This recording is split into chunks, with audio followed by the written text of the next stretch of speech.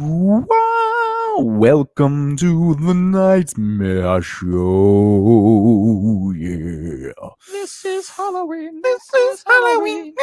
Halloween. What's this? What's this? Something Can't in believe the my air. Oh, I can't believe my eyes. What's this? What's this? Something in the air. White things everywhere. That's a racist remark. All right.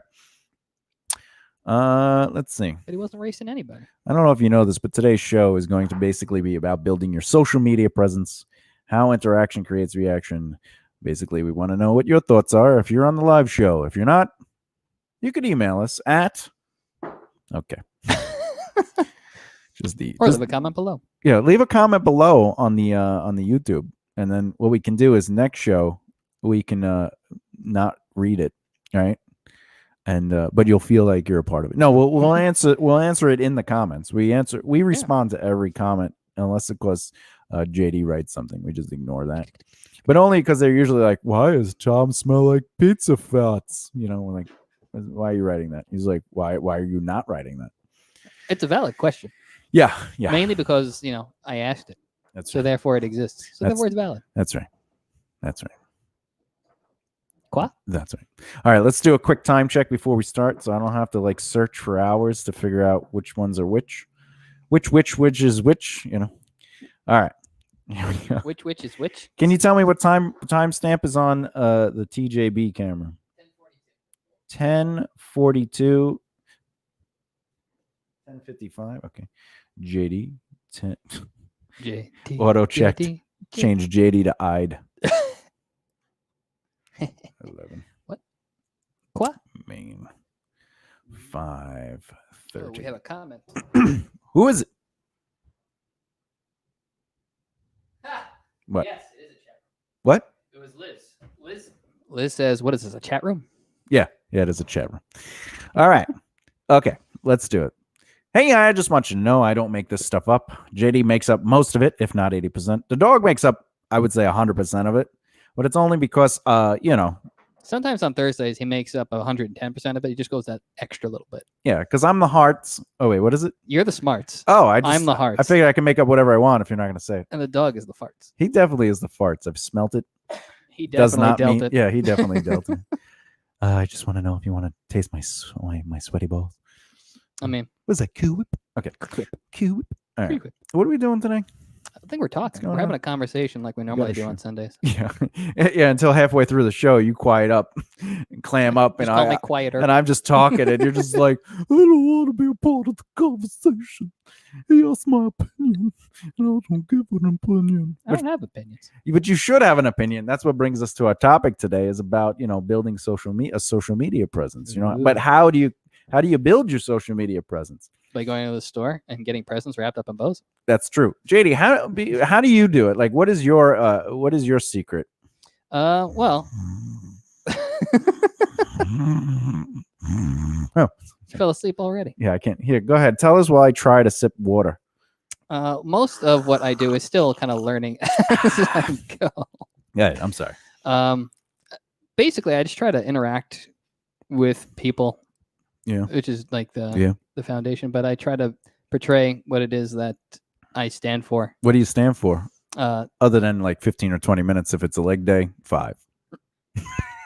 I mean, you stand for about 15 or 20 minutes unless it's leg day, and then you fall around on the and then I'm like, yeah, no, I can't do this anymore. What do you stand for? What do you present on social media?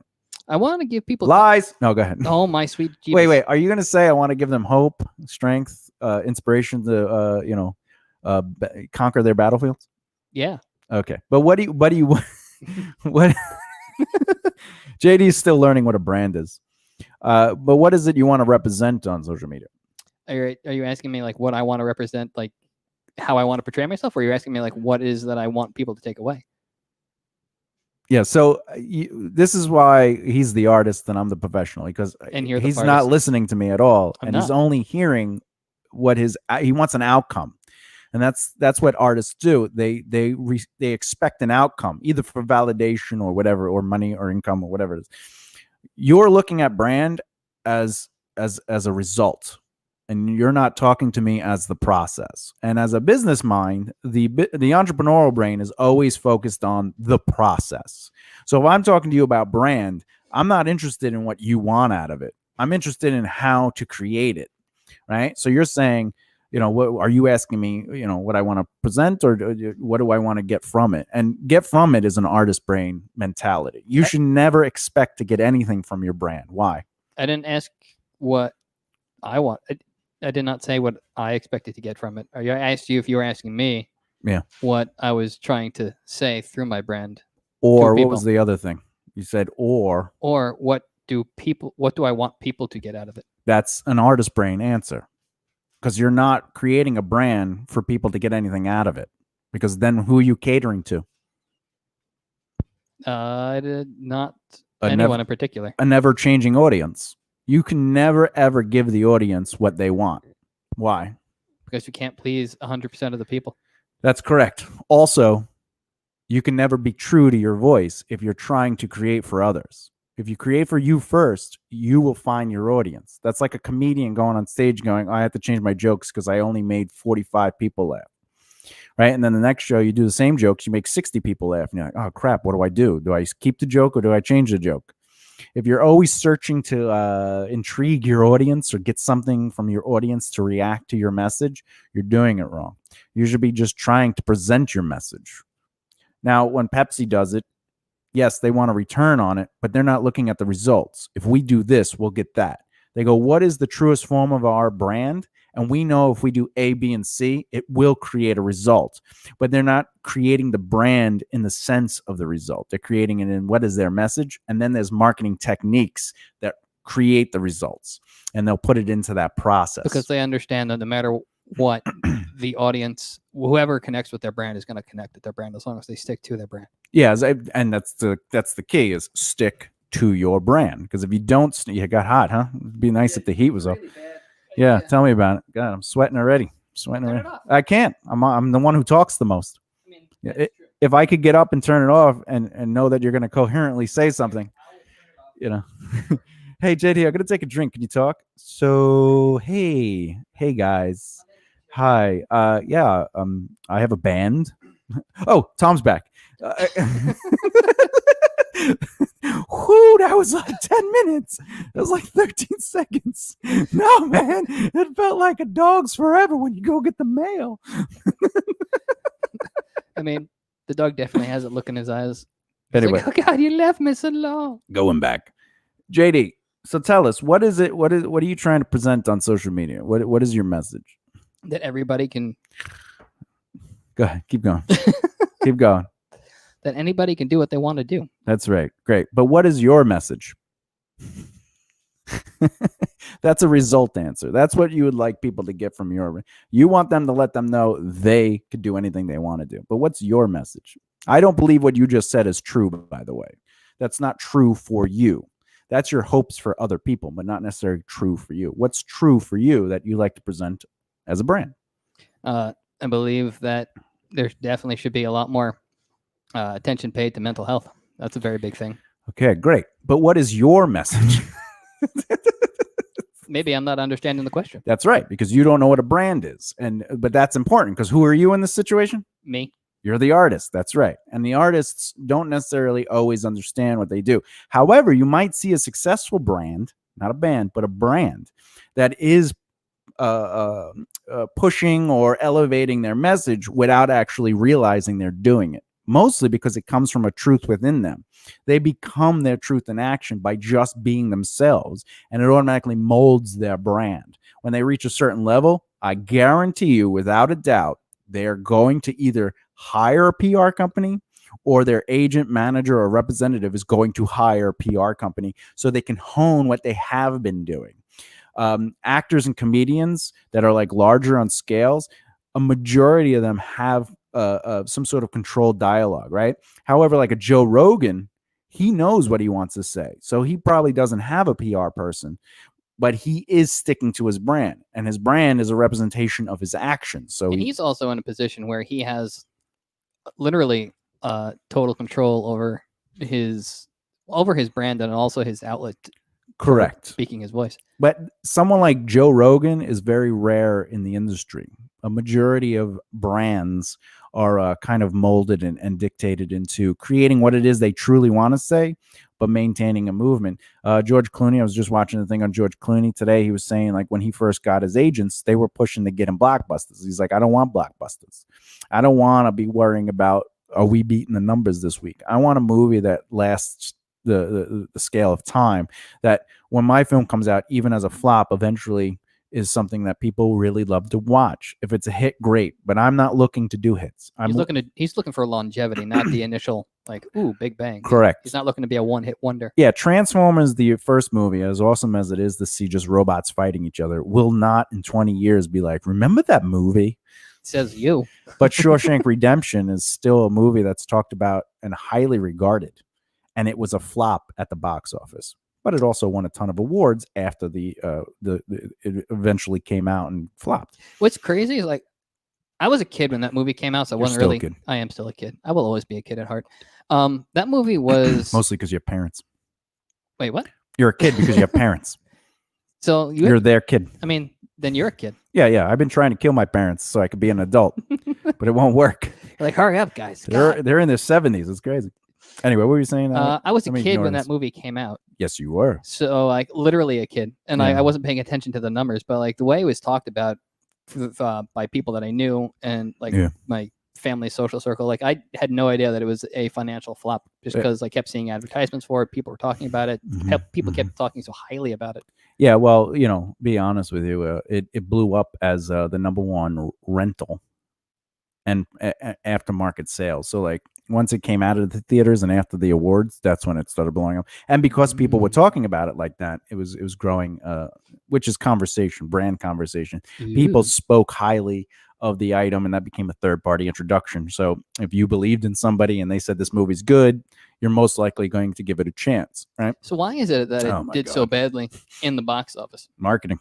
No one knew what it was about. It was just a prison movie. And then if you look at it, I believe some of the movies that came out that year were like massive blockbusters. Wait, what year did it come out? 93, 94? What movies were in the theater when Shawshank Redemption came out? So we had movies like Pulp Fiction, Forrest Gump, Jurassic Park. Oh yeah, no, The Lion King. That movie was doomed. Yeah, there was no way it was even going to shine. However, I think Shawshank Redemption blows away Pulp Fiction, Forrest Gump, The Lion King, and Jurassic Park as far as like a true character story. Oh yeah, 100%. That movie is phenomenal. Yeah. Although I will say that I am impressed by how well a lot of the special effects in the original Jurassic Park still hold up today. Yeah, I agree. And going back, so what is it you're trying to say on your social media? Well, apparently I have to rethink everything because I'm not sure how to quite articulate. Well, what is it you want to say on social media, like about you? What is your message? In the simplest terms, I just want to portray positivity. Okay, good. I want to make people happy. I want to entertain people. All right, but what about you? Me? What is your message? Not what do you want out of that message? What is your message? If you're posting because you want people to see positivity, you're not posting truthfully. And the reason is because you're posting with an agenda. So, but what about a company like Disney, their mission is literally just to make people happy? Great. Now we're talking about two different things. First of all, you're talking about a mogul, like a company that's so massive, they're not really worried about building brand. But my question though is what is the difference? Well, the difference is Metallica can now say, come to my shows. You can't, right? So that's the same thing with marketing a brand. There's a certain point where their marketing is really just maintaining the fluid motion of what they stand for. Now, what they present publicly to market is not the same as what they do internally as their story. So they invest in, they give money to foundations, they help kids, they want to keep people young at heart. So what do they do to do that? Heart transplants? No, they create amusement parks, they create children's movies, they create good-hearted things. Part of their brand is not to have any R-rated features, which is going to change with the Deadpool, and they're trying to work around how do we do that. And the fact that they own all of the Aliens movies, Die Hard. Yeah. John McClane is now a Disney princess. That's right. That's right. John McClane is a Disney princess. So in that situation, they're not necessarily trying to do what I'm asking you. You're starting out. A majority of our listeners, if not all of them, are starting out. What you have to do is not the same as a Disney. And this is the other reason artists fail when they're trying to look to the greats for guidance, because they're seeing the results. They're not seeing the 20 or 30 years of prior work. That's right. So then let's use Metallica as an example, because they tend to be the go-to. Yeah, sure. What would be their brand message when they first started out, being that they started off as like the hangout band, the guys that you wanted to just be around because they were fun? You just said it. Literally what you just said was their brand, but they didn't try to make that their brand. They just chose to be that brand. You're choosing in your answer, I want to inspire positivity. But Metallica in that situation probably would have said, oh, we just love hanging out with people and just, feeling good around others. It'll be about what they want. Every answer you gave was about other people, which means you're not being truthful in your presentation. You have an agenda. And agendas shine. And I tell you this all the time. If you have an agenda, people will see through that agenda. In fact, your strongest posts are always your mental health posts, and because it has nothing to do with you. It's something that people could have empathy with. But when it comes to your agenda posts, which is, I would say 90% of them based on what you're saying, you're not representing your truth. You're representing an idea, a hope for a result.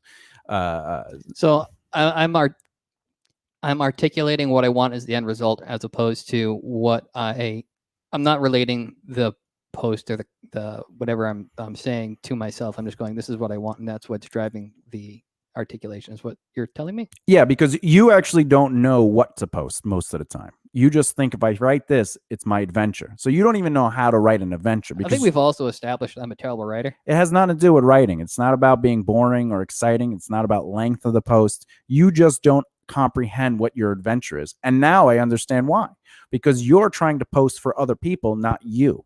Even though you're saying, well, I want to post this. But you do have an agenda. Would you agree or disagree before we go forward? Yes. All right. So now how can you show your adventure if you're working to give that result? It's the cart before the horse. It's the cart before the horse. Now, if I write something as simple as like, decompressing after a long day of working with my puppy, I never thought that doggy kisses would be more fun than, drinking tequila on a Friday night, right? I'm not really telling anybody anything. What kind of kisses are you getting from the dog? Well, because they lick your face. It's fun. I think we should call. Right? Check, please. in that post that I represented, I'm just experiencing my adventure. I'm telling people how I feel without telling them how I feel, because it's vague but informative. It's saying that I worked hard. I have a long day. It says that I love dogs. It's saying, specifically your puppy. Specifically my puppy, right? But I'm not going, I really love my dog. I like spending Friday nights after I worked very long and sitting with my dog. I didn't write that. I wrote about being in that moment, and like, even though it was very simple. And the idea is that I have no other agenda other than being who I am. And part of who I am is I love dogs. I also like cats, but I love dogs. I also work hard. I'm a workaholic. But I don't have to tell people I'm a workaholic. As a workaholic, I had a long day today and I need to relax. If I write that, that's not an adventure. Why? You're just telling people. I'm just telling people what I want them to hear. You're listing off things. Yeah. Like, I believe in education, entertainment, and enlightenment. So if I wrote, hey, this post is educational because I'm about to tell you something, you should do A, B, and C. And the reason I'm telling you that is because I like to be educational. Is that a good post? No. No, because I'm telling you what you should see in me instead of allowing the audience to see what they should see in me. By having truth in action. Truth in action. The way we represent ourselves on social media will become what people see of us. And you'll see that in a response. If your interaction on social media leads to mostly girls or guys or dating or flirting or sexuality, and that's where you find your conversations going to, Is your brand being represented correctly? Well, it depends on the person and the brand. Well, I mean, we can't start an OnlyFans. Is your brand being represented correctly if that was the outcome? For me personally, no. Yeah. That would be. So what would you have to do in that situation? Because the conversation is being misguided, right? I would have to assess what I'm posting and how I'm portraying my brand, and I would have to and how you're interacting. And how I'm interacting. If you look at the majority of your interactions as like you're talking mostly to women, you're not actually creating what?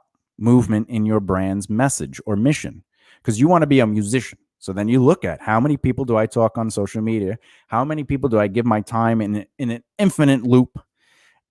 Is the subject more about me, which is bad, what I'm doing, which is bad, or is it about them and their lives, which is also bad, right? And then you have to say, well, what is my message about?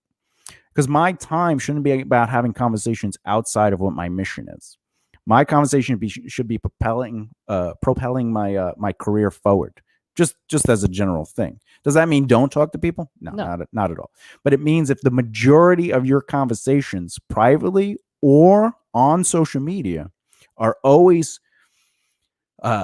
representing something that has nothing to do with your brand growth, you're not necessarily helping to build your brand's social media presence. Because there's a difference between being social and talking to everybody and having conversations and whatever versus where do I want my brand to go? They're two different actions, and you cannot do both at the same time. Which is what we were talking about prior to earlier this week, where there's a separation between your brand persona and then your real life actual persona. Yeah, but like if all that stuff is going on and then the minority of your interactions and posts are about your career, you're doing it wrong. You're using social media for the wrong reasons, which means you should really either A, turn that into a personal kind of like social media, and then create an actual brand social media, which in turn I probably would never do. I don't really believe, like, social media is not for socially. If I want to talk to somebody, I'll text them. You'll call them. I'll call them. You'll see them in person, prior to the dark times. I might use WhatsApp or if I've known them for 17 years. Just show up at their parents' house and raid their fridge. Yeah. You know what I'm saying? But if my relationships, but again, if the minority of your conversations are personal, that's different. If the majority of your conversations are personal, now you're stepping away from your social brand's presence. You're no longer a presence, you're a person. And if you're a person, you can't be a brand. Why? Because your brand is not who you are. It's a part of what you want. It's your dedication, your direction, your mission. JD should not exist on social media if you have a brand. The moment you exist on social media, you no longer have a brand you're selling. So real life JD should not exist on social media. Brand JD should exist on social media is what you're saying. Correct. But real JD should exist off of social media. Yeah, because, real life. Yeah. Or like if you're talking to someone in private, you can still be you. However, if you go from, say, you interact with, let's say, a hot girl on social media, right? As JD McGibney, which you don't really do. Brand JD McGibney. Yeah, but you don't do that. If you look at your posts on social media, you're not doing that. You're what I call an instigator, right? You're trying to create reaction. So you have an agenda, right? And that usually leads to flirtation or a private message or something like that, right? But you're not doing it on purpose. It's just that's your method. Is you do agenda posting, right? So you'd be like, like, oh, I like teddy bears too, like it's like, not that that's an exact example, but that's basically what I'm saying. Like you'll interact with subconsciously agenda, okay? And that's only because of the psychology behind it. When I see your posts, I'm like, this guy's flirting, right? But you might not be choosing to flirt. You just are flirting because your choices of and the moment it has nothing to do with your brand message, you're posting no brand. So if you go, hey, I really like that teddy bear too, that has nothing to do with your brand, right? Does it have to do with conquering your battlefields? It is not. Does it have to do with music? It does not. Does it have to do with your adventure in the music industry? No, nothing I've ever done revolves around a teddy bear. Right? Exactly. But why would you say stuff like that? Not saying that's exactly what you wrote, but you write stuff like that. Okay. So let's say that conversation now leads to private messages. And now your conversations are flirtatious, but that turns into the majority of your conversations. What's going on with your social media? It is not being, it's not being no, you're allocated properly. Yeah, you're not utilizing. You're not growing your social media presence. You're not building a presence. You're using it as your Tinder. You know what I'm saying? Like you're, and that's the same thing with like personal. Like if people just start reaching out and going, "Hey, what do you think of Trump this week?" And then that becomes the majority of your conversation. If you're writing on, "Oh, Trump this, Trump that," and then your private messages are Trump this, Trump that, it has nothing to do with the brand. It has nothing to do with your brand. You know, now if I wrote on something politically once every 2 weeks, that's okay. Why? Because it's not overpowering what you're portraying on the social media. It's the minority of my presentation. So my presence, the majority should be in my brand's message. But still, would it not still be within your voice on social media, even though it's outside the realm of what you would normally talk about? If I talk about politics? Yes. No, because I don't talk about politics. That's one of the things I've chosen not to talk about publicly. Yeah, but it has nothing to do with other people. I choose not to talk about politics, though I believe we should talk about politics. Like you and I, we should be able to discuss politics in person. I don't think my voice should be a platform for politics. A, I don't have the power and influence. B, it's not in a debate fashion. There's no debate on social media. It's just people say how they feel. Yeah. Very aggressively. Yeah, it's opinion and options, and it's basically attacks, right? Plus, it's also that having that kind of conversation, just knowing you for so long, would be outside the realm of what you stand for, which is bringing people together. In politics, people tend to have very strong opinions, whatever way, and it's very difficult to bring people together. Well, yeah, but I also think like Trump brought people together, but do I agree with Trump? No, right? But but I also think that you should be able to talk to those people. But the moment they start attacking is the same thing as if a liberal starts attacking. Yeah, well, I don't think anyone should be fighting. I think they should be discussing, and you should be able to have opposing views. Like there's people that I've been friends with for 10, 15, even 20 years. And on social media, I'm just like, why are you saying I could never be friends with these people. But because I know who they are as a core, I'm like, I can't just not be friends with them. But at the same time, I know that I can't present my point of views to them, which makes them not my friends. Because on a personal level, not even a brand, we're not even talking brand. On a personal level, I know I can't have a conversation with them. Because even though they might support Trump in a way that is like, I would say, borderline unhealthy, right? I can't. Are they deep frying it? Because they are deep frying. I, as a person, the way I live is like they should absolutely be able to do that. But the problem is, I know I can't dedicate a friendship to them because I know I can't present my point of view only because I've seen people present their point of view to them and they got destroyed, not proven wrong, destroyed, like attacked, insulted, belittled.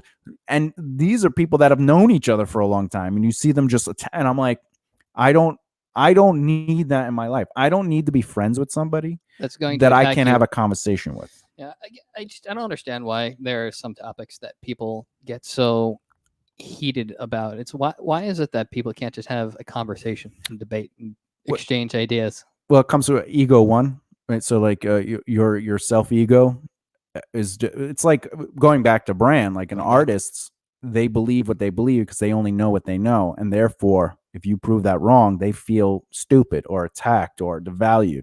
And in reality, you have to take responsibility for knowing you don't know. And it's okay to hear other things and going, all right, well, let me at least listen and see what I could do with that. I talk to you about this all the time. The no mentality will lead you down a very lonely and an undeveloped path of opportunity, because no mentality is never saying maybe I should listen. Because if no, or I don't like it, or it's impossible, right? And you know me, I can't stand no mentality. I shut off. I'm like, no, okay, I'm black or white with that. You say no once to me, I'm not giving you why do I even? Because I know there's no wiggle room for growth. I know it's going to only be what you want. And I know that's difficult to work with, which, by the way, those actions create what? Reactions. A brand. Your brand is no man. And no man, I can't work with no mans because there's no growth involved. Though a majority of the time, I am usually the teacher. So when people say something to me, I'm expected to guide them. When was the last time you were the student? What's today? Sunday. So, if we go back to third grade. 1842. I remember when I was born, a young child of 38. Wait, what? I was born at 38. I'm a teacher from the experiences of others. Like, I'm very much always paying attention to people, and that's how I've learned as a human being. So would you consider yourself still a student by just the fact that you're always constantly trying to learn? Every day. Even when I'm teaching you, I'm learning. And even when I'm listening to you, I'm definitely learning.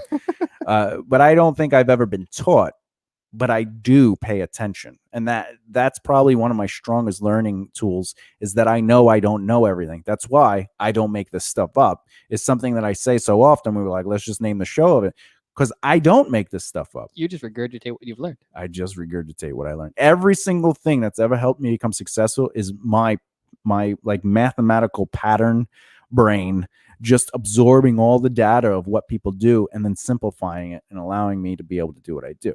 But going back to what is it you represent on your social media? Like, what is your message that you are trying to present? Well, I would have to sit down and try and think about how to articulate it, because I do want to make a difference in people's lives. I want to have that positivity, but I don't know how to articulate myself so this way it doesn't sound like I have an agenda. But if you are trying to articulate yourself to represent the brand message in hopes that it does inspire people or help people or elevate people, you still have the agenda. What is it you want to say? Not what do you want to get out of it? Because now you're playing to your audience, and your audience is not finding you. So when you post on social media, you should not be posting for the results. You should be posting for your truth. But then we get back to, there's JD in real life and there's JD brand, right? But what is the truth? I always tell people, when you're creating a brand, what are your morals, your missions, your purpose? What are things you care about? And as long as you stick to those things, they'll be the truth. However, you can start subtracting things from the public. For example, I don't talk politics or religion. I will discuss it loosely, but I won't tell people what my religion is, and I won't tell people what my political views are. Those, some people obviously can probably figure it out just by the way I talk, and how I care about people. I mean, you are a very caring person. I'm a humanist. I'm one of the last humanists. All right.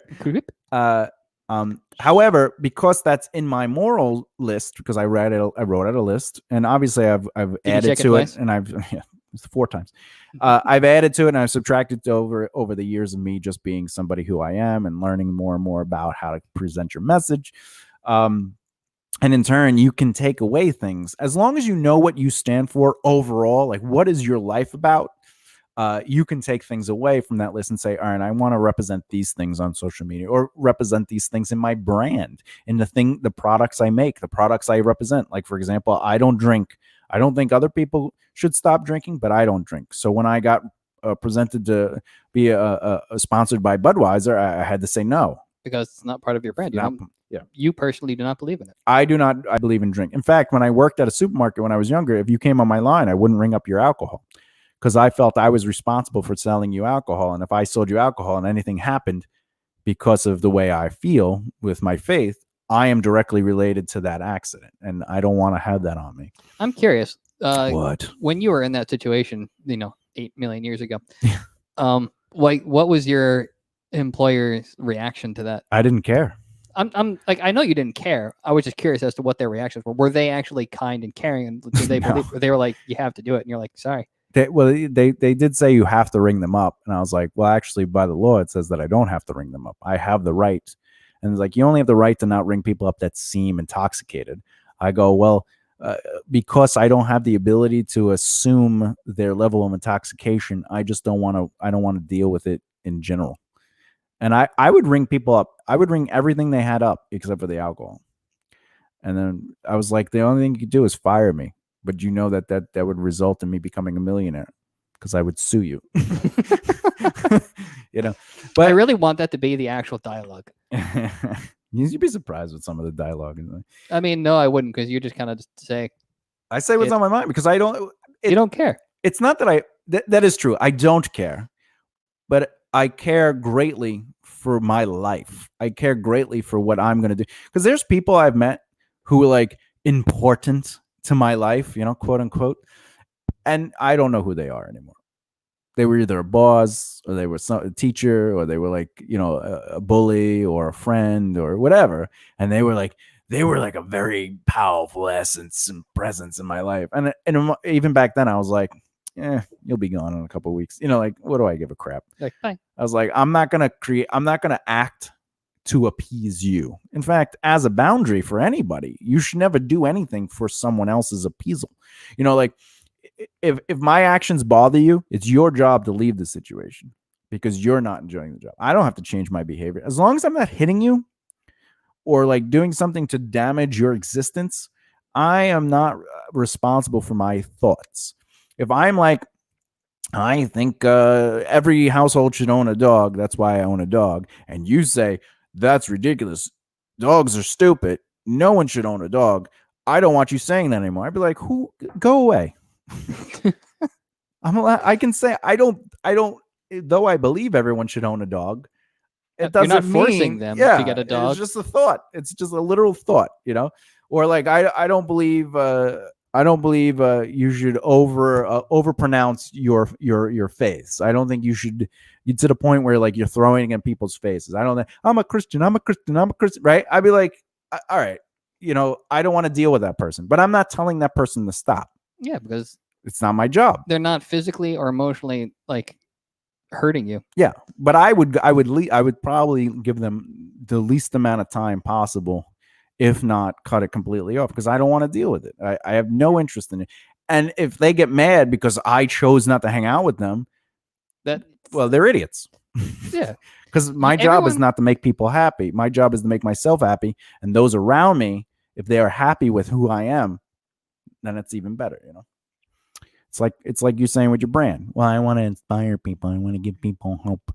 Well, that's not your job. Why do I sound like I'm deaf? I mean, I definitely sometimes have to yell what because I'm not paying attention. Maybe I am deaf. Huh? But that's the point of brand. When you're building your social presence, it's not about other people. It's about you. It's about you building your social presence. We're gonna get into a little bit more deeper than that, but that's what I'm trying to get at. Is ultimately like when you post something, it should have nothing to do with anyone else. It should just have to do with me and what I stand your for. Brand's message. Yeah. Though you can have me in the post, you could talk about other people, but you shouldn't be posting to appease a certain. Yeah, like when people do a market analysis, I always laugh because they're like, I want like a 18-year-olds to 27-year-olds, and I want them to live in suburban areas.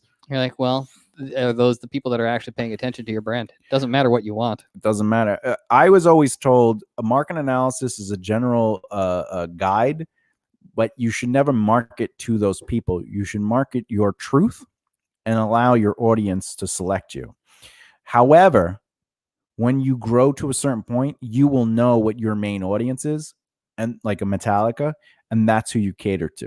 Mm-hmm. Not cater. That's a terrible word, but that's where you keep your focus. You go because you at that point you've identified who your audience is, so you can have a more direct conversation. You're like, oh, these are the people. Yeah, and you can alter that though. Like if I know what people want from me, right? I'm not going to give them what they want. I'm just going to keep doing what I do because I know they want that. Right? You see how that, like, I'm still not doing for them. I'm still doing for me. However, at that point, I'm allowed to slightly change and alter my brand as needed for growth, which also helps people stay with you because they go, oh, I like that they change it. Because you cannot be, look at Metallica now. They can't be 18-year-olds. It's impossible, right? They can't have that 18-year-old energy, that 18-year-old mentality, but they have the evolution of who they are now, and that has obviously changed throughout albums and throughout tours and throughout other things. But so let's, I have a question about that. The fact that Metallica still is a brand that's so powerful that they still get newer and newer fans. They have younger fans. So it's like you'll have, you know why? I'm assuming a lot of it has to do with third-party introduction by the fact that the original fans are introducing their kids and their grandkids at this point. Jeez, that's really weird. Yeah, exactly. That's why. Is there anything else that they, as a brand, would also do? No. They're not there to get new fans by changing anything. They're there to maintain their brand's message, and the influence will be the love and caring of other people pushing that brand. It's the reason why families are Coke families or Pepsi families or Starbucks families or Dunkin' Donuts families. Starbucks. You know what I'm saying? Like, there's a reason why you go to Walmart before you go to Target every time. Oh, we got to go to the store. Let's go to Walmart. Why not Target? It's the same store, right? But it's that brand relationship that is developed through third party. Target. But anyway, going back to brand. So once you understand your brand, to build that social presence, you really got to interact to create reaction. However, I do want to talk about something very specific. Okay. Your social media has nothing to do with you. I know that sounds like a contradiction. Your message and brand is all about you and what you stand for, but it is a separation of who you are as a person. Like JD McGibney right now, if I asked you a question like, what are your thoughts on holding penises? And you start getting fluttered and you're like, oh, right? Now you're not actually representing your brand. Why? Because I'm allowing real life JD to take over and not have brand JD answer like, oh, that's how I write my name on contracts. Yeah, but also you said you stand for inspiring people, giving people hope. You also say you want to conquer your battlefields, yet you are not conquering your battlefields. You are not inspiring hope amongst closeted homosexuality, or even the potential that homosexual acts have. There's nothing negative about homosexuality. Yet, when true JD comes out and you go, what are you doing?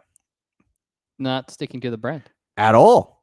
By basically allowing awkward conversation to get to me and not just, have fun with the conversation. That's right. And be silly and enjoy life. But it doesn't necessarily mean you have to make a joke. It doesn't mean like if I go, hey, do you like holding man's penis? And you go, oh, yeah, it helps me. The only penis I hold is my own when I ride in the snow, right? Like, that's not necessarily maintaining your brand's message just because you made a joke. There's more to your message than a joke, right? Because being humorous isn't necessarily a part of your brand, because if it was, you wouldn't have angels and dragons and, you wouldn't, knights and like fire and like Beauty in the Body Bag is one of your songs. You know what I'm saying? Like, none of that is funny at all. However, you can be funny. You can be a representation of humor, but at the same time, your overall message isn't about going funny first. True. But also, there's a separation between JD, the brand, and then Angels on the Battlefield, the brand. Am I correct? That is correct. So depending on how you represent yourself as JD, the brand, or Angels on the Battlefield brand, there's still, because you earlier said, I'm trying to inspire hope and I want people to feel like they can conquer their battlefields. And that is also the brand for Angels on the Battlefield. So how are we separating them? You have to make that decision. What is the separation? Is it just because you make jokes? Because you don't actually make a lot of jokes in your humor. You don't make a lot of jokes in your representation, because a lot of your posts are very articulate. They're very scientifically pinpointed to say a very specific thing grammatically. I remember a time when I was first learning guitar, and now that I can play guitar, I love riding on the wings of dragons, right? You forgot the comma. comma. You know what I'm saying? But ultimately, that's not saying anything, right? And a lot of people don't realize that when you are on the radio, you're not necessarily being JD McGibney. Even me, I'm not being Thomas J. Bellezza, even though a lot of who I am is a representation of my real persona. It's just I choose not to say or do certain things publicly, right? However, I do support polyamory because it is part of my lifestyle, but I also believe sexuality should be openly discussed, because if you openly discuss sexuality, what does it do? Creates a conversation. Creates a conversation, which ultimately, hopefully, will dilute the stigma of sexuality. For example, we see a naked person on a movie or television, we shouldn't see them sexually. They're just naked. But culture has led us to form a stigma to that because we don't talk openly about sexuality. We don't talk openly about relationships. But additionally, it's the same thing. Like, what's the main conversation? You have to find somebody, fall in love, get married, buy a house, have kids. It's all these. That's the conversation we have, and we've never had a conversation of like, well, why can't we have multiple partners living in the same house? Oh, that's wrong. No, that's not how it works. That's disgusting. Yeah, but why is it disgusting? There's a focus on just the physical aspects of stuff and a sense of ownership with being in a relationship. There's no discussion about actually having a true connection with people, or the fact that you can have different types of connections with different types of people. Yeah, absolutely. And the whole idea of relationships in general is just whatever makes you happy, as long as you're not hurting people. However, if you're outside the majority of the conversation, the dialogue, you're now creating a faux pas. And I like to openly discuss pretty much every topic. I will also discuss vaguely religion. I just won't talk about my religion. And because I don't want to give a bias. I don't want, like, if somebody, like, the moment you say you're Jewish, there's this plethora of ideas of what Jewish people are. The moment you say you're Christian, the moment you say you're a born again Christian, there's all this baggage that comes with that terminology. Because people have their preconceived notions of what things are. Their bias, their bigotry, their racism. Even if you're not racist, you still, like, if you say black person, you automatically have these ideas. In fact, if I told you a story right now about these two guys I was hanging out the other day, and we were at the bar or whatever, and we were just talking. We were watching a comedy show. At no point is anyone thinking that those people are anything other than white. Because psychologically speaking, I'm talking and I appear white, even though I am not white, but I look white because I have pale skin. So I am automatically now a white person. So when I tell my story, you're going to assume I'm white, right? That's why in writing, it's considered basically derogatory to overly sexualize the skin. Oh, the rain poured down her chocolate colored shade, her caramel, lips, flustered over his pale white skin, and now it's like, but why does that matter? Why does the color of their skin matter in that description? How about it? The rain just flows down her beautiful skin, causes a silky smoothness between their compulsions as they embrace in a divine unity of male and female lovemaking, right? While they're naked. While they're nude. But that's the thing. Like, in that comment, if I wrote that and somebody saw my picture, they would assume those two characters are white.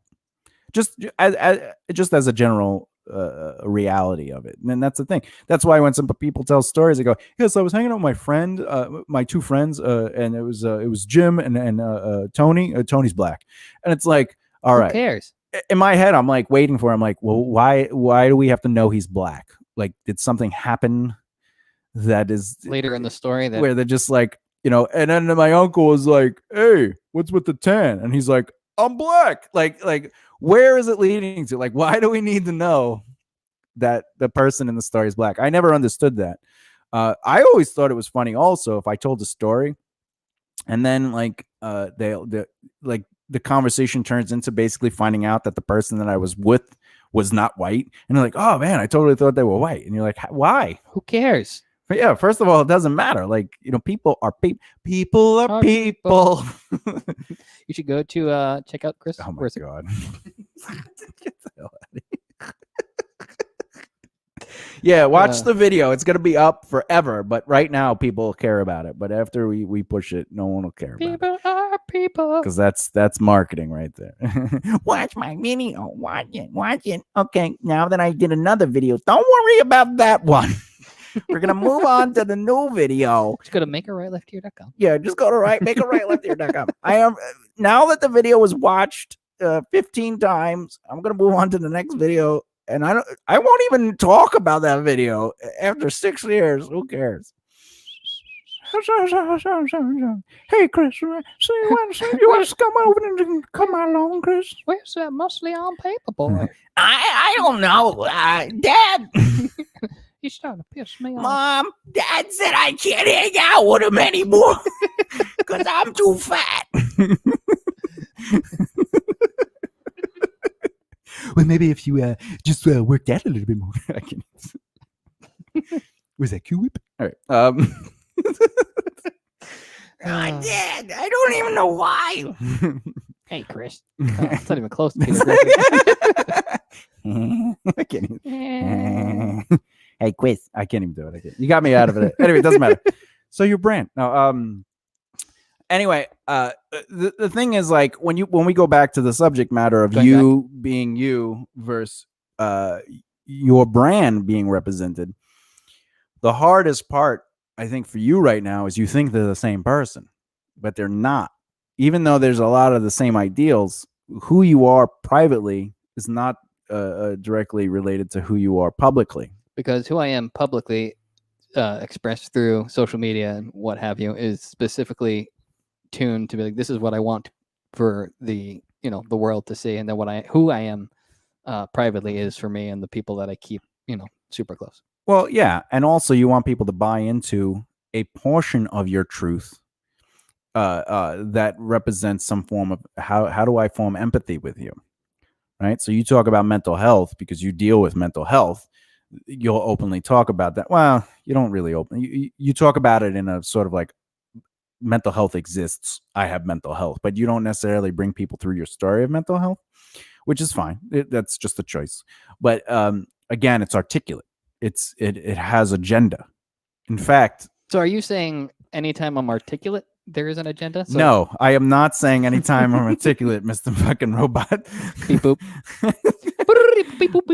Sometimes I'll teach JD things. I go, this technique. And then like everything after that's using the example that I gave him. And I was like, that's not what I meant. I was just using it as an example. Oh, it's not about the words, there is a cat in the hat. No, the cat in the hat has nothing to do. But you said the cat in the hat. I was like, no, I was using it as an example of the tool that you should be utilizing. So the cat has nothing to do with the hat.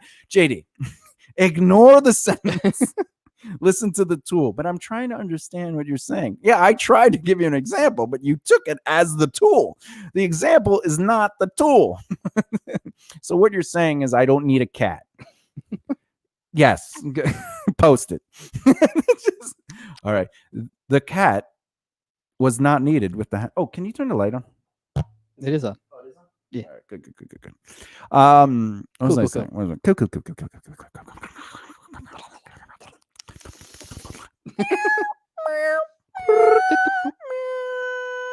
But anyway, so like, if I talk to you about a certain subject, like for me, we can talk about anything on the radio, and I know that I can talk about it because I'm either going to talk, but you'll never hear me just go like, if you were like, oh, what do you think of trans people? I'm not going to go, well, what do you think about trans people?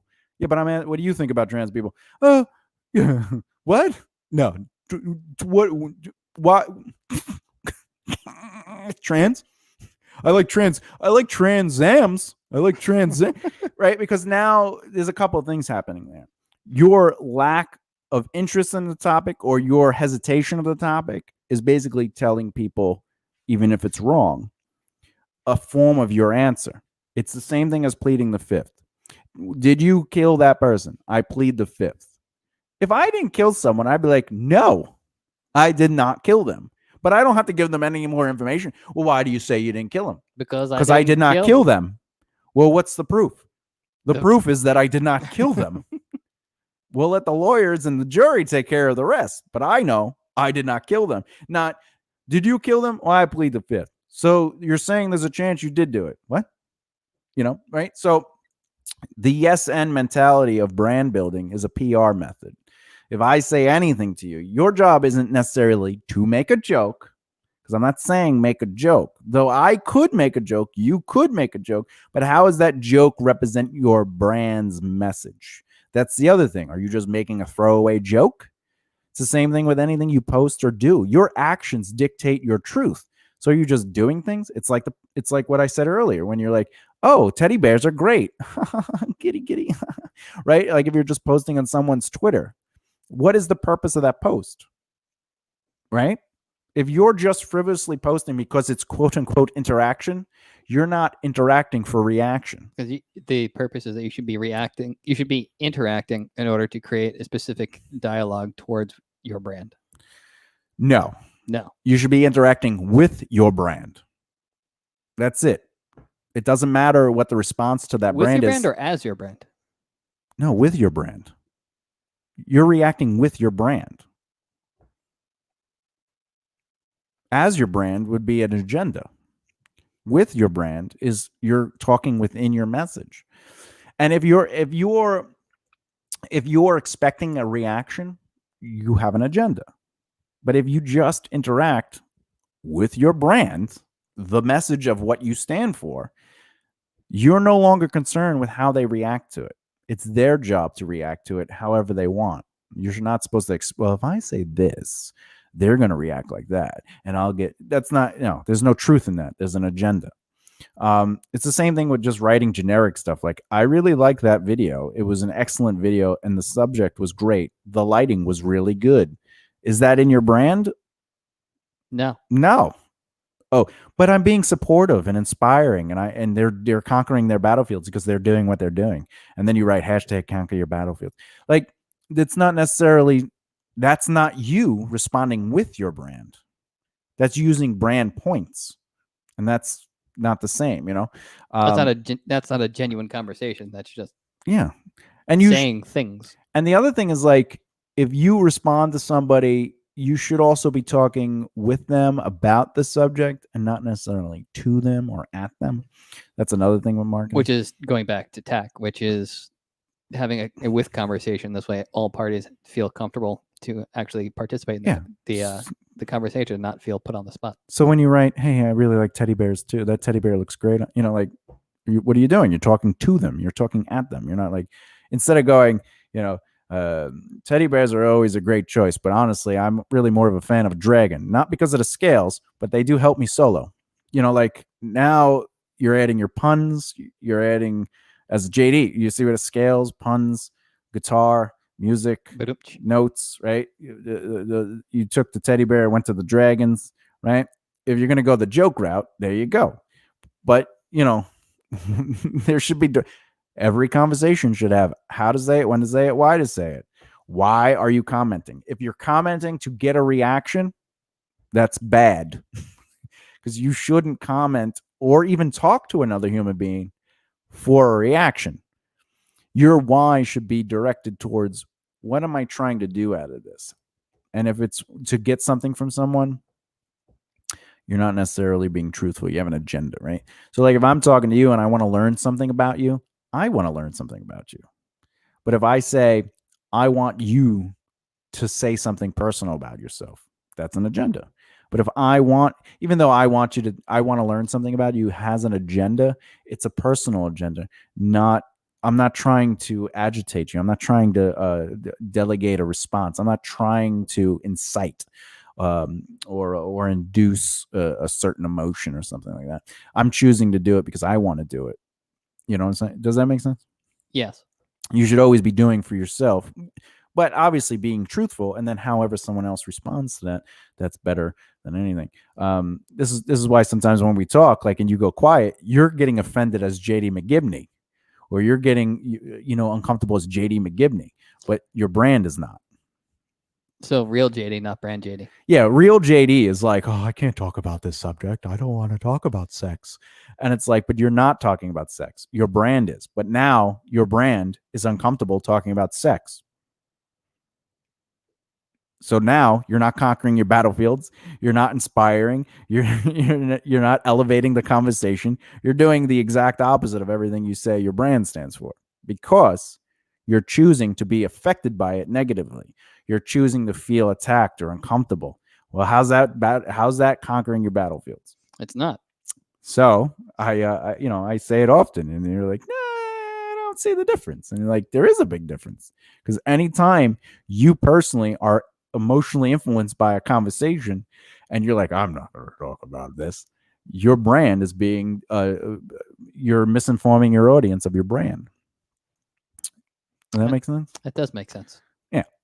All right. So anyway, would you have sex with a man? Well, it depends. Is it Amanda?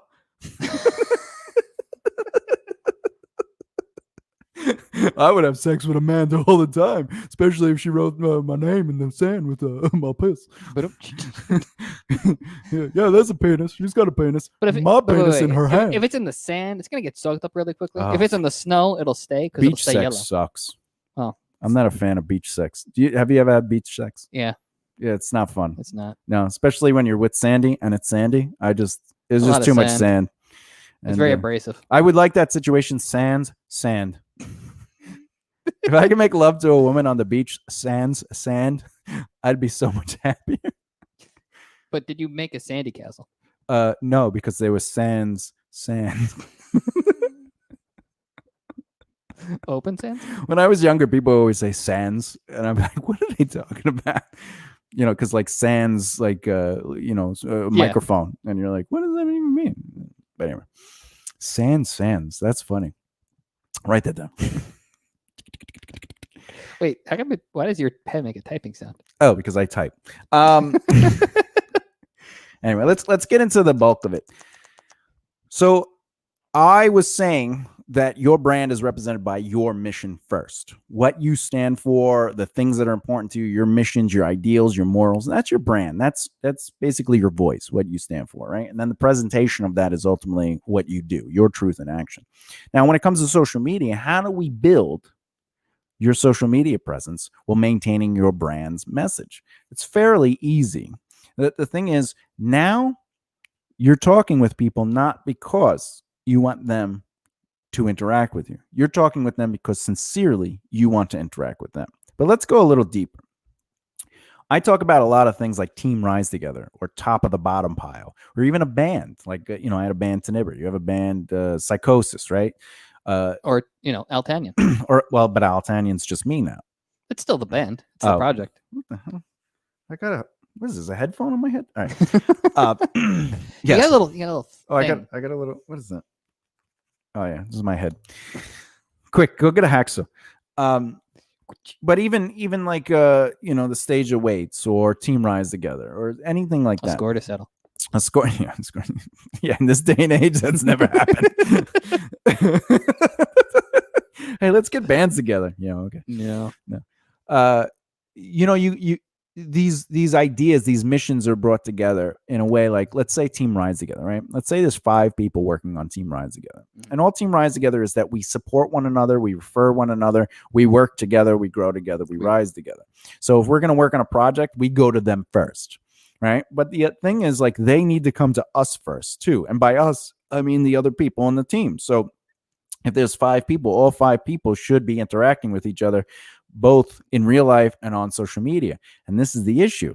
When we create these missions, the problem is ego won, right? So we have like our I ego, our us ego.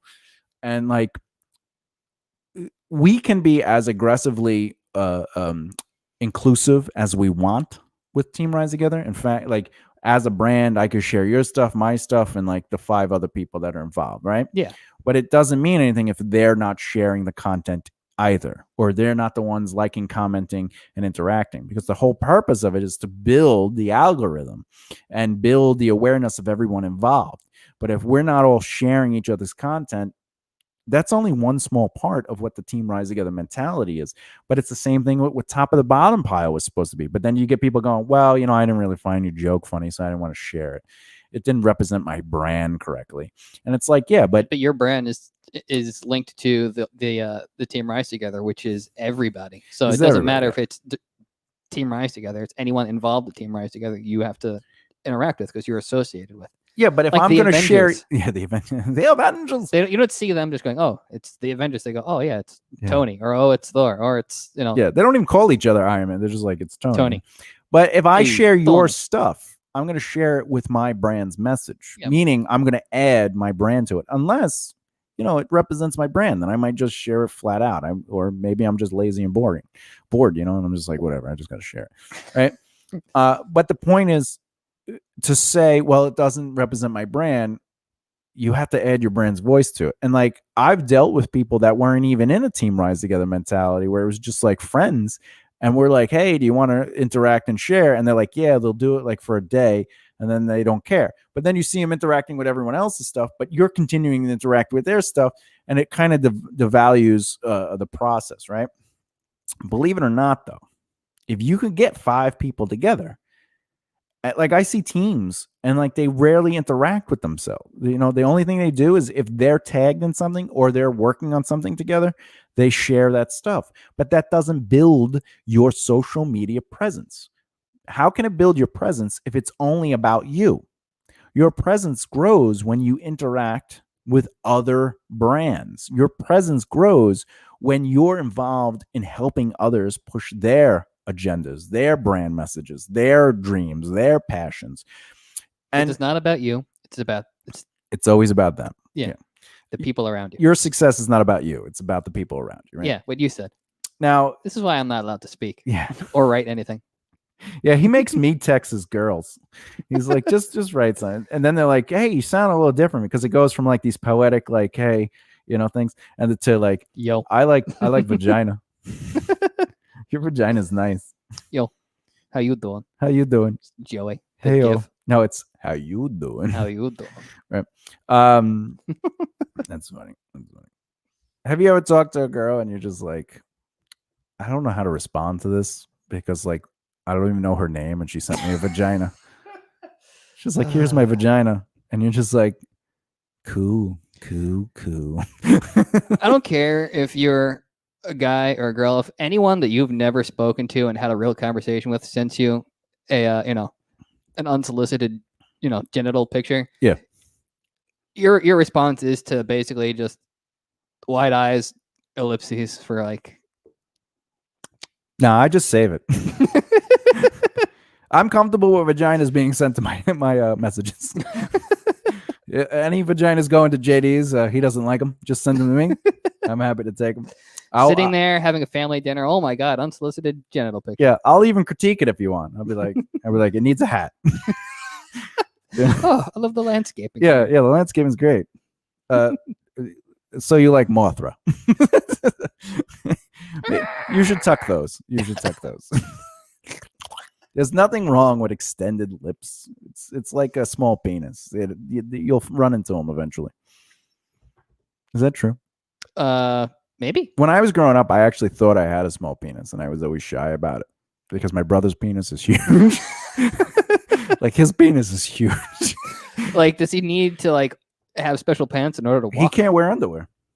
That sucks. Yeah. One time he was he got a job as like a turtle, like the Teenage Mutant Ninja Turtles, for like kid parties. They're like, you have to wear underwear. I really hope that he's listening right now. I hope so too. There's photos of it though. He's proudly shown. Anyway, so in the photo, he's like standing there, and he has kids on his side. He's like, whatever. I think he's Donatello or something like that.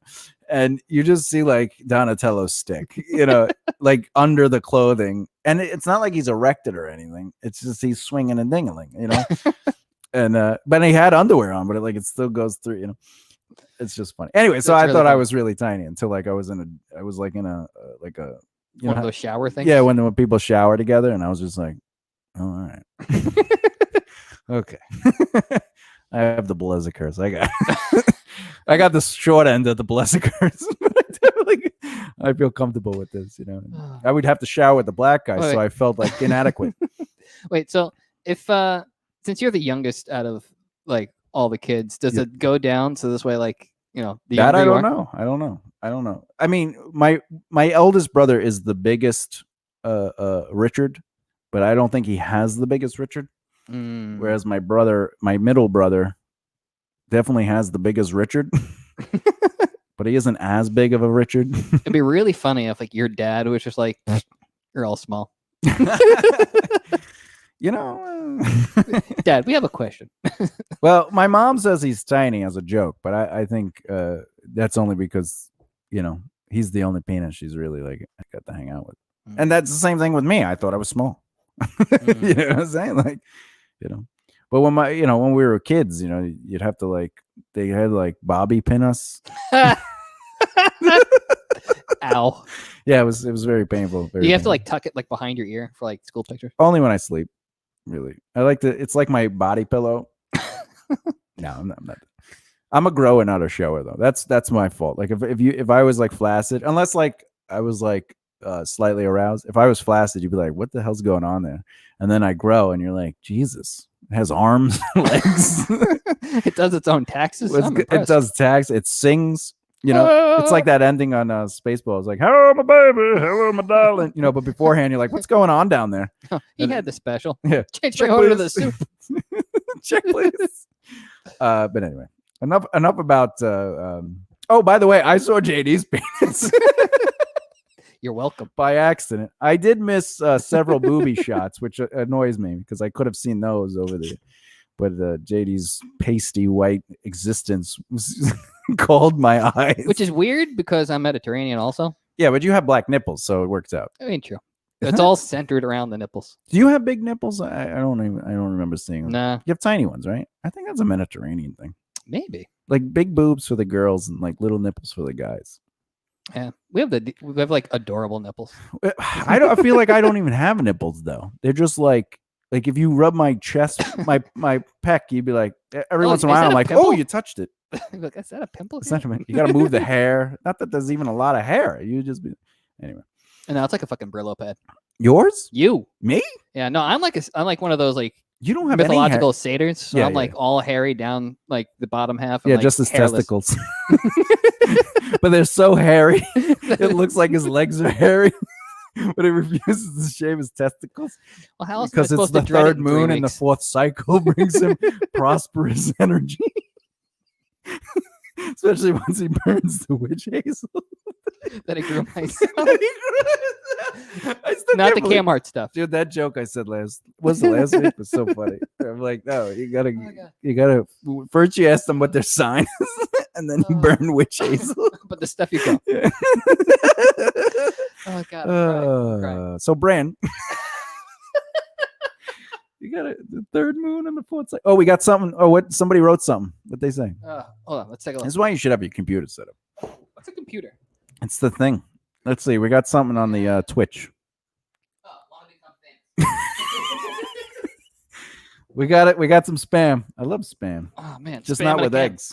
My grandfather served in the Navy in World War II, and the one thing that he said that he hated the most about was this back in the 40s? Yeah, back in the 40s. And he basically said he can never, ever, ever eat spam ever again. Oh yeah, no, that's what they give you. But did he survive or he died? Yeah, no, he survived. Although I did. Of course he did. You're born. No, my dad could have potentially been born before he went. Yeah, but was he? Or impregnated? He was not. I rest my case, you idiot. Oh, my dad could have been born, but was he? But no. he didn't. Well, then you wouldn't be here. Yeah. But see the stars on a third Orion as it passes over the atomic. He did almost die once, though. Yeah, of course he did. He's human. Well, he actually did die eventually of natural causes. Oh Jesus! What happened? Tell me. He basically he was wearing his life vest. He had shaky hands. He did. No, he was wearing his life vest, and how'd he die? His boat got attacked, and something exploded, and he ended up getting like a giant chunk of like shrapnel like lodged in the vest right above his heart. Oh wow! And the vest basically saved his life. Oh yeah, no, if he wasn't wearing that, he would have been dead. Oh Jesus! Yeah, like reading that journal entry was insane because he basically was just like, I almost died here, and I realized, oh, I was this close to not existing. Yeah, Jesus, man, he's a failure. He could have did so much good to this world, but no, he had to be a war hero and survive. Get one of those medals and have children. Anyway, so brand. Anyway, what I'm talking about is brand analysis and growth with the analytics. Is ultimately people should be working together to kind of, like in the beginning, you're not going to get people to care about your brand, so you have to create these united teams, even if it's as small as 5 people, and you need to all interact with each other. You have to create some sort of league of extraordinary. Speaking of, did you know that you should get 5 people together to help create a unity in brand analytics? The reason is, I've tried this many a times, but it's always failed because of the ego aspects. Like when you're dealing with entertainers, there's an ego. Like I have to be the star kind of mentality, and I've always entered situations where I'm not the star. Like I don't feel I'm the star, but I always get the most attention. And do you know why? Because you're the most personable. Because I'm the most selfless. I'm always giving my time to people. That's how you build relationships. No one cares about you if you don't care about them first. True. Right? So when I meet someone, I don't tell them I'm a comedian or a musician or anything. I just talk with them.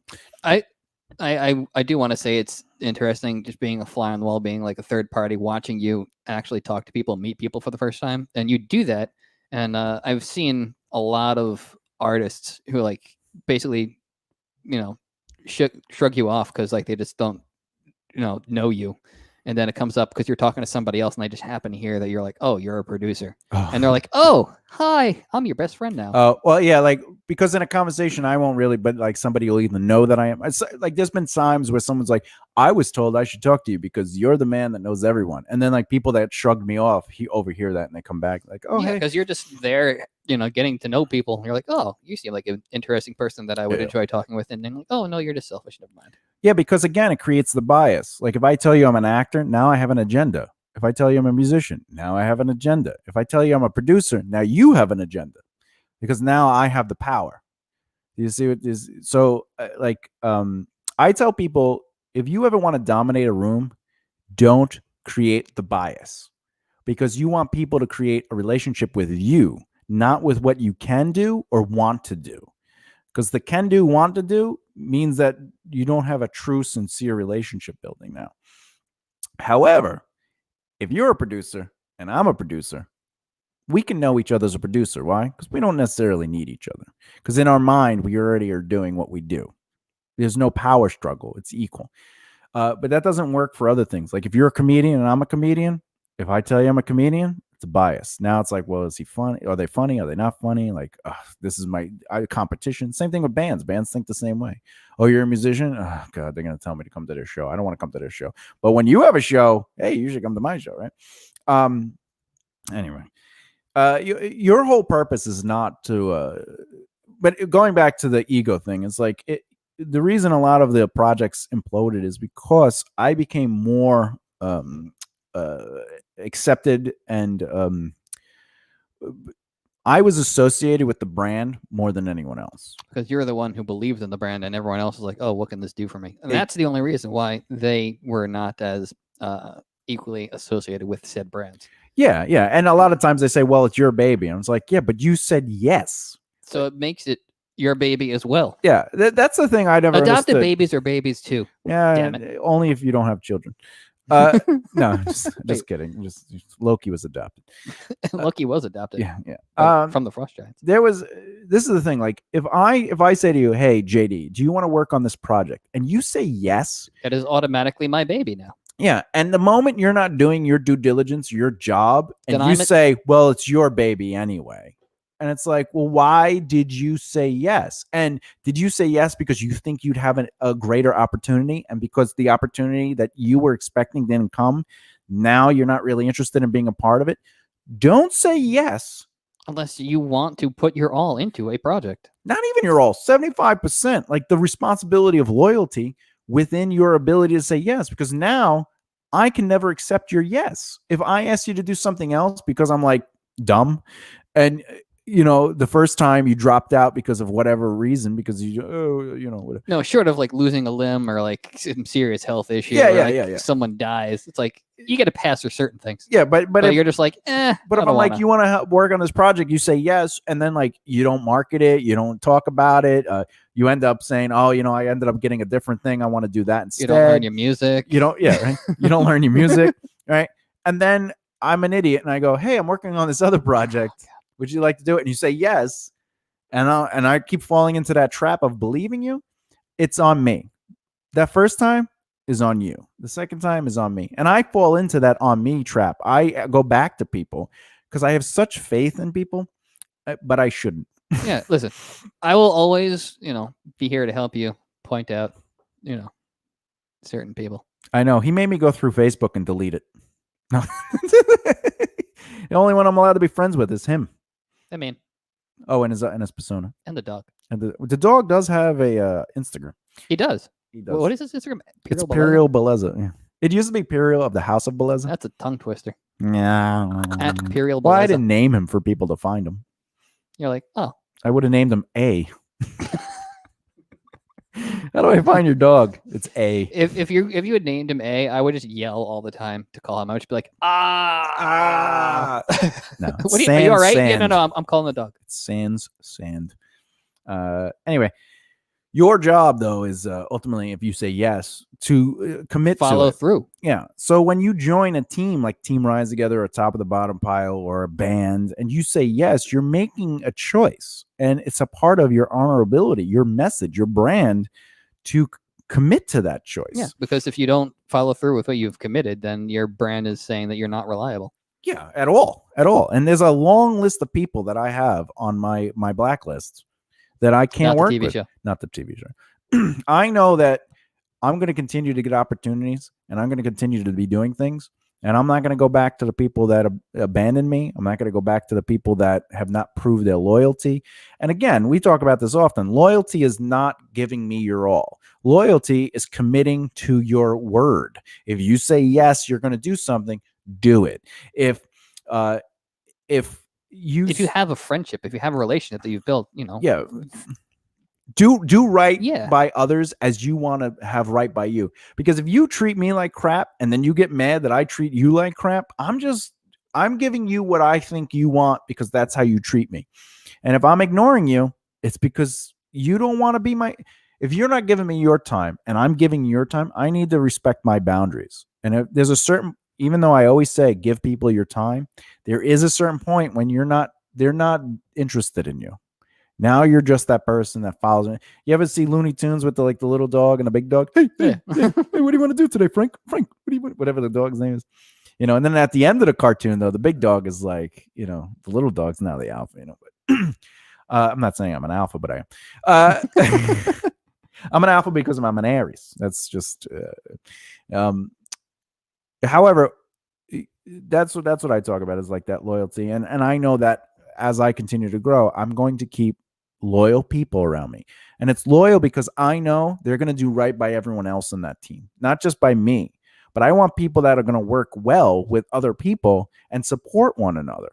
I don't want to be working on something where they're just there for themselves. I have friends that are really great performers, and I know I can't cast them in anything because if I cast them in it, they're going to be the actor. And you're like, that's not what you're about. Yeah, I'm not interested in having that energy on my sets. I'm not interested. Or associated with you because it's literally the opposite of what you stand for. Yeah, I'm about teams, and like if you're the lead and you believe you're the lead, you're an idiot. Yeah. Like even under 5, like somebody who only has like 1 or 2 lines or even a page of dialogue, you have to treat them as well as any other human being because they are human beings. And if you're on set, like, well, I'm working on my lines, you're just like, all right, well, you know what? Obviously, you didn't do your homework because you should have had that done the night before. I know. Some people, when I work on stuff, people are like, oh, do you have your stuff memorized? You have a lot. Like when I was going to do Hamlet, I was also going to direct, but I was producing. So you're doing everything. I was doing everything. And someone was like, you can't direct Hamlet. I was like, why not? You can't be Hamlet and direct. It's just too much. And I was like, I'm fine. And then you're like photogenic memory. Yeah, photogenic memory. It looks great in pictures. Yeah. And then my friend was like, he was dying of cancer, and he was like, I really wish I could have been Hamlet. And I was like, well, you want to direct as like a thing? And he's like, yeah, please. And I let him clean up the script, and we used his edit of the script. Anyway, we get to it, and literally we have like a week left. And I didn't have the second half memorized because I was just focusing on the first half because that's the only thing we were rehearsing. The second half is like really limited. And then a lot of the scenes in the second half of Hamlet that we did, I actually ended up directing, or I choreographed, or whatever the case may be. And, obviously the director was like, I finalized. All right, that's good. Or that's, yeah. Like all the fencing, that was me. I did all the fencing choreography. But why'd you put up a fence? Because I didn't want people to get in. Anyway, going back, we did the show, but like leading up to that week, they're like, "You're not gonna have the second half. Do you have any of the second half memorized?" I go, "I'll be fine." And literally, like the day before the show, we did one more rehearsal, and I had it all memorized. And they're like, "How the hell did you memorize all that?" I was like, "Oh, because I saw the words." Like what? I was like, I saw the words and I said them, and I got it. I got it. You're like, oh, let me look. But I hate that when people are like, don't tell me I can't do something. Like I could direct, write. I do it all the time. I direct and I write and I act. And people are like, how do you have it all memorized and produce? I was like, it's words. I write like you're going to talk. So it's not like you're memorizing a weird cadence of dialogue. It's not like you're like, so you're sitting there pontificating proudly, purposefully, privately. Perhaps people pleased by like I don't write an alliteration where it's just like a weird. Can you for the next like rest of the day? Can you just like speak in alliteration? Alliteration, I'll do it. I have a. The dog dutifully did his diligent duty. The dog did delicately, dangling his dingling delightfully. Did you dance daintily? Doubtfully. Dick. On the YouTube. On the YouTube. Oh. What was I saying? Oh, so going back. What I'm saying is ultimately, to build your presence, you need other people. You need to build your team. It has to be a minimum of 5 people. And you all need to interact. You have to like, comment, and share content. You got to each other's. Not just one person dominates. Just everybody. And when you share, you need to create the comment. And what this does, it helps the algorithm on all formats, on all platforms. You should be doing this. Now, that leads to interaction creates reaction. How should you interact? Let's talk about that. We got a little bit. How do we interact properly to get reaction? Now, what you were saying earlier was the incorrect way. If you have an agenda in what you're saying, that's not how you should be. When I interact with you, it's different because we have a collective brand. Because we also have a shtick at this point. We have a shtick. People know what we're. If I say something stupid to you, or you say something stupid, or like we belittle each other, they know that we're joking around, and it's all like you're definitely joking. But no, I don't joke. No. I mean every word. I'm gonna go cry myself to sleep tonight. Oh please, can I film it again like last night? Sure. Wait, what? I didn't film anything. I just have the camera going. We have a thing. We go back and forth. We say what we do, but we're very interactive with each other. Yeah. However, other people, when we sometimes I'll interact with people with my brand's voice, and they think I'm being serious when I'm joking, and that's funny. That is funny. Like they'll call me an idiot. Like, how? That's ridiculous that you even believe that. And you're like, nothing in this sentence is even a thing. Like, it's just stupid. But to be fair, there are a lot of people that would say things seriously nowadays. Oh well, yeah. But again, I can't change what I say though because one person hated it. True. Like I had someone. If you say something sarcastically, if someone interprets that as, Sarcastic. Wait, Not what? sarcastic. What's sarcasm? Sarcastic lists. Sans sarcastic. Sarcasm. So serious? Yeah, serious. Yeah. Sans sarcasm. Sans without the sarcasm? How come you just don't use the counterpart to it? Oh, because I like saying sans. So you're not going to say sans? Just say it sans. You mean sands like no sand in the beach? No, sands. Can I get sans, no pickles? So you want pickles? Yes. Can I get sans, no mayo? Sans bread, sans no pickles, sans ketchup. What? So you just want the pickles? Yeah, please. Because bread and ketchup would just be disgusting. All right. And also, can we sans the check? Oh, God. All right. What are we talking about again? I have no idea. Interaction creates reaction. That's the thing that, like, when you interact, you shouldn't interact with agenda. You should interact with your brand. You should have, what are you saying? How is it influencing your career? How is it influencing your brand? What's your overall? But it should also be truthful, and it shouldn't just be like, well, it's your brand. It should be true. Your brand is truthful, right? Yes. So it doesn't have to be truthful. It has to be your brand, because your brand, ergo, is truthful. Sans. Vis-a-vis, ergo. Et tu, brute. Et brute. Sans. Ergo. Vis-a-vis. Vice versa. You, me. ¿Qué pasa? ¿Qué pasas? Yeah, whatever you say should be a representation of your brand. Your brand should be sincerely honest. You know, it just needs to be. But in doing so, like, if I went through your social media right now, I bet you I could just break it apart and just be like, why are you saying this to people? Or, you know, why are you posting this? What is your point? Because, like, what's the purpose of saying this? Yeah, you do not write adventure posts. You don't, and it's okay, but it's not. You know, like, you're trying to. People cannot have empathy for you if they're not able to connect to the adventure. Yeah, that's right. And that's basically what an adventure post is. It's like, how can I relate to this? An adventure doesn't necessarily mean, oh, I went out like hang gliding. Here's a picture. Adventure is like, oh, this is what I'm doing. Well, if I showed a photo of me hang gliding, well, I'm just saying it doesn't need to be as adventurous and outrageous as like, oh, look, I know. I'm bungee jumping off the Empire State Building. It doesn't have to be that. But that wouldn't be adventure. That's delegation of a statement. I am jumping off the Empire State Building, but broke through some of my fears today. Jumping off the Empire State Building. There's a venture to that, because you're growing, you're battling, you're conquering your battlefield of fear. You know, I'm conquering. You know, broke through my fear of heights today, jumping off the Statue of Liberty. Fear is the little death. Fear is the mind killer. Okay, is that Dune? That is Dune.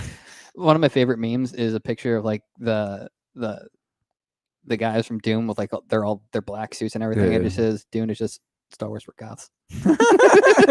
It's so true. Accurate. He said that as less story. All right. It says you. I love Dune. He's worming Dune into this conversation. Listen, it's one of my favorite stories of all time. I love Dune sans Dune. I love Star Wars sans Dune. So you hate when they go to Tatooine? Oh God, I can't stand. Anything that has to do with New Hope, I hate. I like when they go to Tatooine, just not New Hope.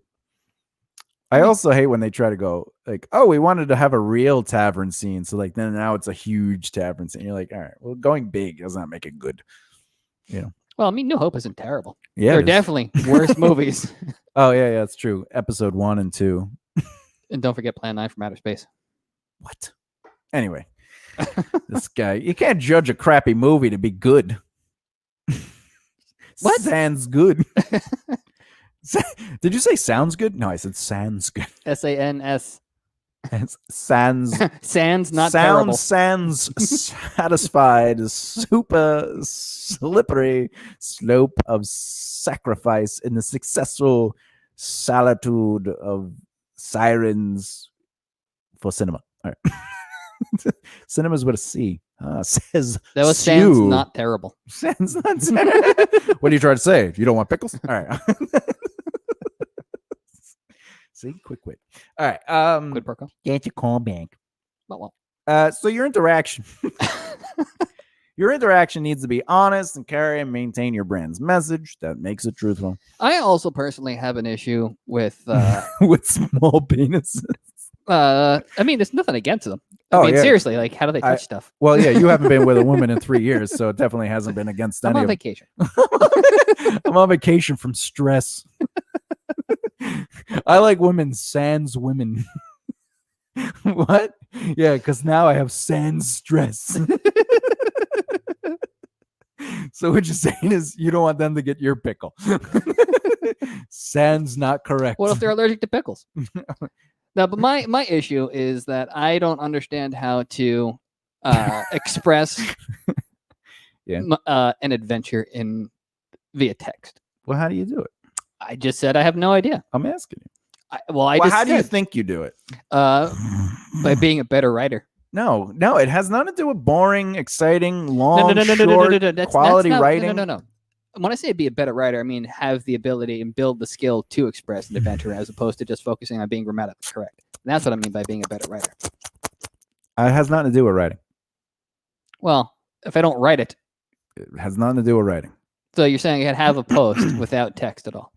Well, you could if you know how to take a photo that represented the adventure. However, what I'm saying is, however you write it doesn't matter if you don't understand what you're writing. You could be the worst writer in the world, and if you know what you're writing, it still will make sense. You could be the greatest writer in the world, but have no true direction and not know what you're saying, and it'd be terrible, which is usually what your writing is, because you're very good at grammar, but you're terrible at representing what it is you're trying to say. Because once you have an idea of what you want to say, you literally write that out. And the idea is to be vague but informative. And also you have to represent the adventure and not tell people about the adventure. And that's where you get confused. Because people want to see me succeed, but they don't want to hear about it. Yeah. So if you say, I am jumping off the Empire State Building today and I'm going to conquer my battlefields, that's telling people what you're doing. But if you say, broke through my fear today, jumping off the Empire State Building, yeah, it sounds like you're telling them what you're doing, but it's also walking them through what you experienced. Which is the breaking through my fear. Well, yeah, that's fine. But yeah, because the other. But it doesn't mean breaking through your fear in every post. I get it. I understand that. Breaking through my fear. I took my morning dump piss. That's a great post. Sans the breaking through the fear. Yeah, but that's what you wrote. That was just an example. No. It's a terrifying experience. It really, definitely. I've smelt it. Doesn't mean I dealt it. You're very welcome. So, all right, go ahead. What are you saying? I forgot what I was saying now. Great. Okay, we can move on. No, I need to learn and practice expressing, walking through the actual moment, the experience, instead of just going, oh, this is what I'm doing. I woke up this morning. Here's a list of my fears and my entire schedule. Today, I am going to blank, blank, blank. And, the moment you say stuff like that, you don't know what you're doing. And it's fine. But I'm grammatically correct. You are grammatically correct. Sans the adventure. All right, let's see. Let's look at JD's thing.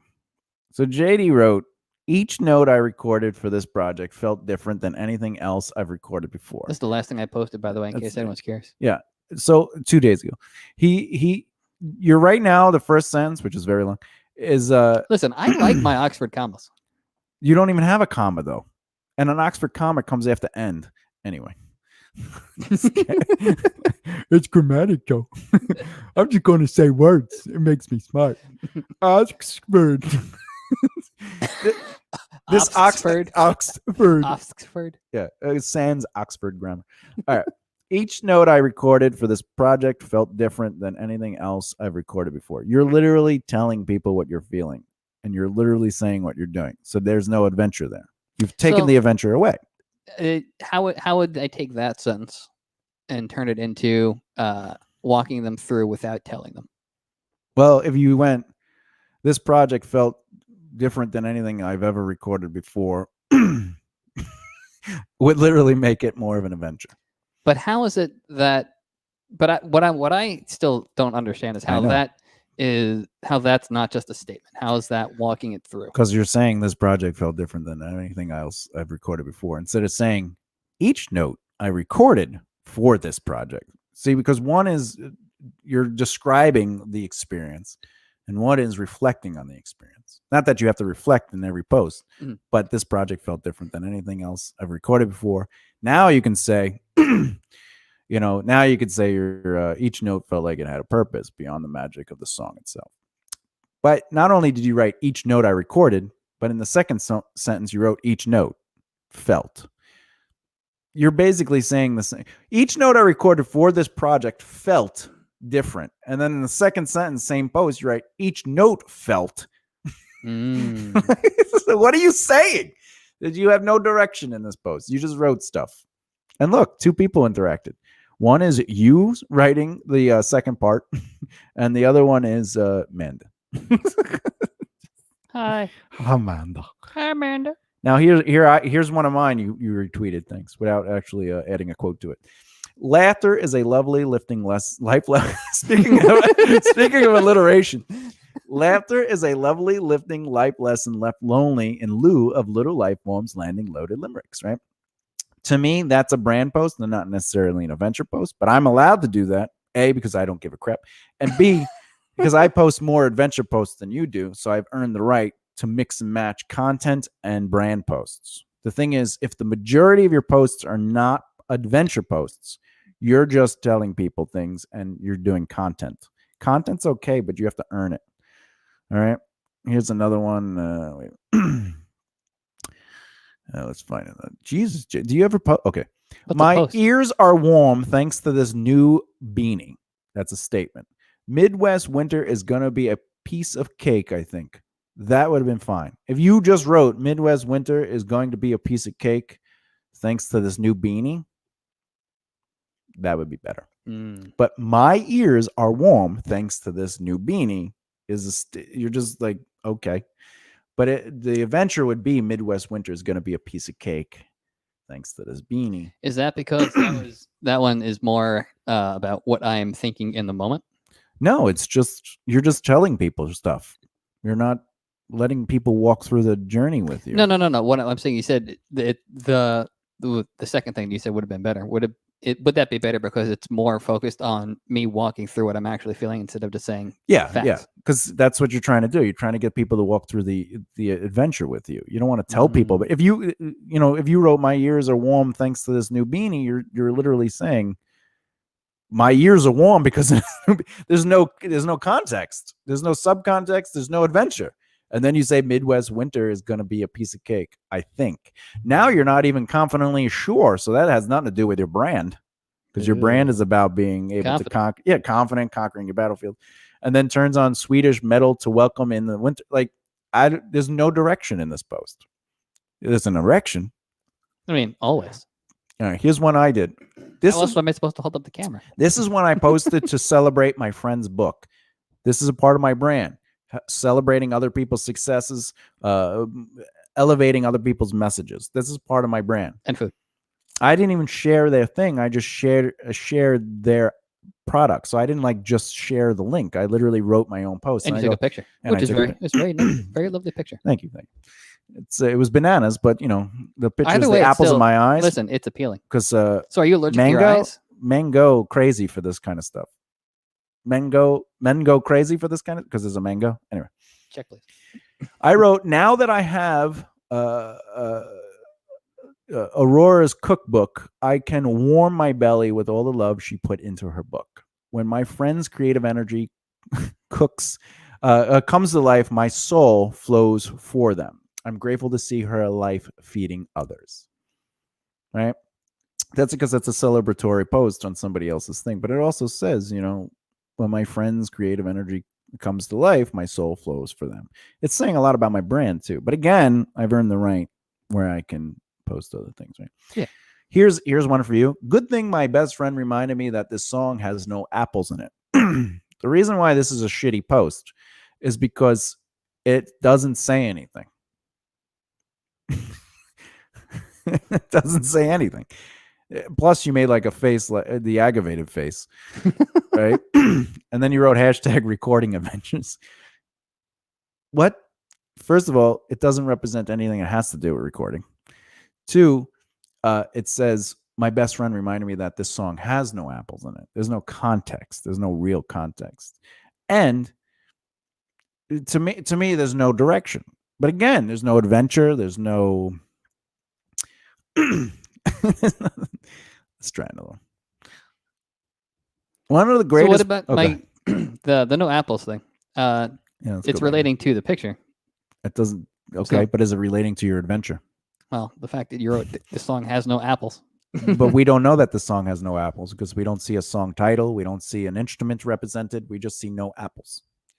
So there's no context. You see what I did there?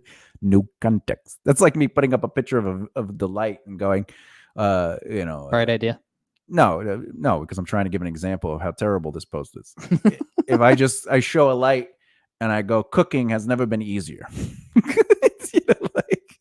But it's because I'm filming myself cooking something, but all you see is the light, like the recording light. Cooking with the light on definitely does make it easier. Yeah, but it's a terrible post. If it's a recording light, like the lights we have for us right now, there would be no content. Recording, cooking has never been easier. Like, let's see. So this is you sharing did you retweet a JD post with the JD brand? Did I?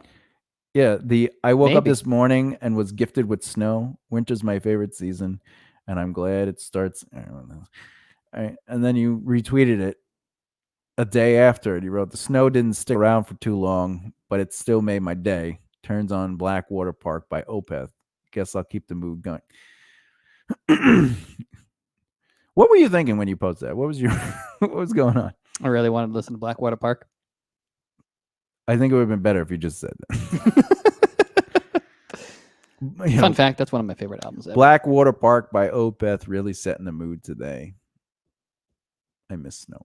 That would have been better. One of the greatest pains is when you realize your worth to someone you gave too much of your time, only to find out through action that they were always about themselves for the greater good of opportunity. Know your boundaries to keep the vile villainy vanquished. If you noticed, you like alliteration. I'm good at alliteration. So why don't you speak in alliteration when we're just like hanging out? I do, but you don't hear all the words between the other words. All right. Wait, what? Now, this is a brand post because it represents how like teamwork is important and like betrayal and loyalty, but it also has that alliteration in there, which you've pointed out is something I do. But again, I'm in a situation where people are already attached to my brand in a way where they know I like pizza, they know I like ice cream, they make comments about my dog, right? I think the most I see about what people say about you is either they make reference to me or they talk about coffee with your comments, or because you are, how I would say, a ladies' man, they're not interested in your brand. They're interested in you. So you're losing your careers. Like keep on keeping on. You got this, right? Is a girl that comments on all your things. Oh, is that the same one that comments on all your stuff as well? No, she comments on it if you're interacting with it. You would like winter. I guess Elroy enjoys the cold. I am a fall person myself. Oh, and you're dragon, right? Don't forget Elroy. But right now, it's the same person. Oh, congratulations. Keep up the great job. Congrats, man. Such... Oh, this is for Jay the Bard. Go rock, Jay the Bard. Jesus. That's funny. Hi, Jackie. We're reading all your comments. Oh, Jackie. In my head, this song is about Elvis-looking vampires. I mean, that song is definitely about Elvis. Yeah, it definitely is. As a vampire. I refuse to admit that it's Monday. Yet, maybe if I make Thomas laugh, I can put off my tasks for another 15 minutes. Right? And then who comments on it? The same person. So you're not even growing. You're not even growing your interaction. Why? Because all your conversations go private. And is that good or bad? That is bad. Because now, what are you not getting? The interaction. But what do you talk about in private? Are you talking about your career? No. Look, I don't make this stuff up, man. Oh, here's one. All right. So sometimes JD likes to put on his what is this? Remember that you rock. Give yourself that pat on the back, right? And then some little B wrote exactly what I needed today. Thank you so much. You're super welcome. I hope you have an amazing day and weekend. To me, that's not a brand response to her. Oh. Because it's generic. You're super welcome. I hope you have an amazing day. Like mostly because you don't have anything interesting to say to her, right? So you're not sending like a flirtatious meme or a GIF or saying no, you're good, right? Now what do people see? They see you talking to other people like that, specifically maybe only one or two or maybe three people, and then they interact with you. And what do you give them? Cool, thank you. So what does that do for your brand? It does not feed the brand. Does not feed the brand because they're not special enough to be flirted with. In fact, everybody I'm reading so far is a girl. Guys are not commenting and interacting with you unless it's me. All right. And also, when I comment to you, I might I know that face and what it means. Let's get this over with. And then you returned it with a GIF.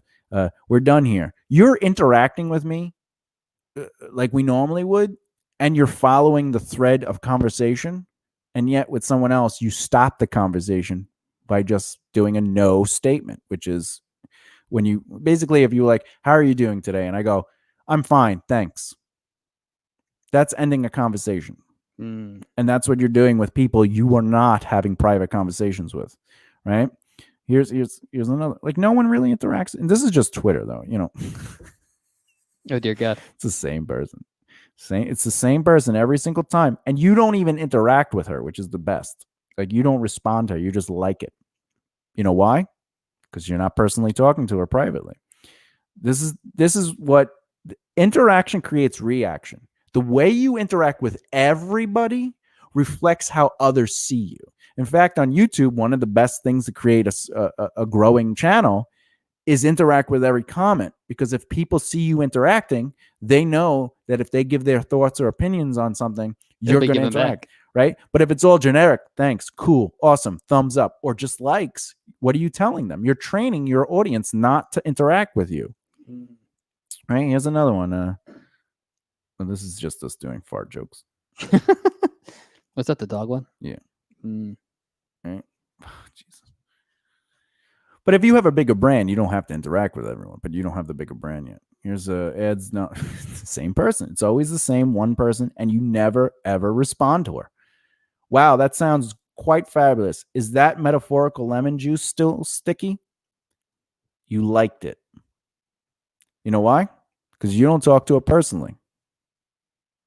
What is that telling you? See what I'm doing yet? This, by the way, this, if you hire me, this is what I do. I go through and I explain why your brand is not connecting with people, because you're not connecting with people.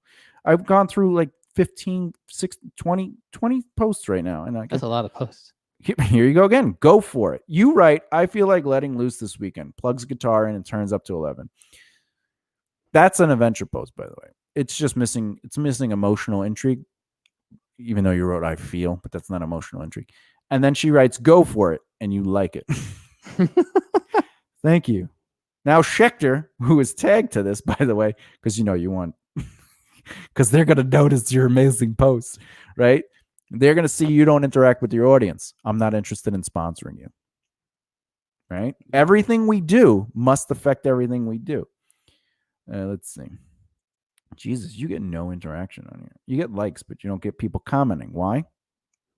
Because I've trained the audience not to interact. That's right. But you're retweeting people that interact with you. You don't interact with them, retweet or go to their social media. But this girl with nice titties, you retweeted her thing, Vampire Roses. Oh. You retweeted it on your page.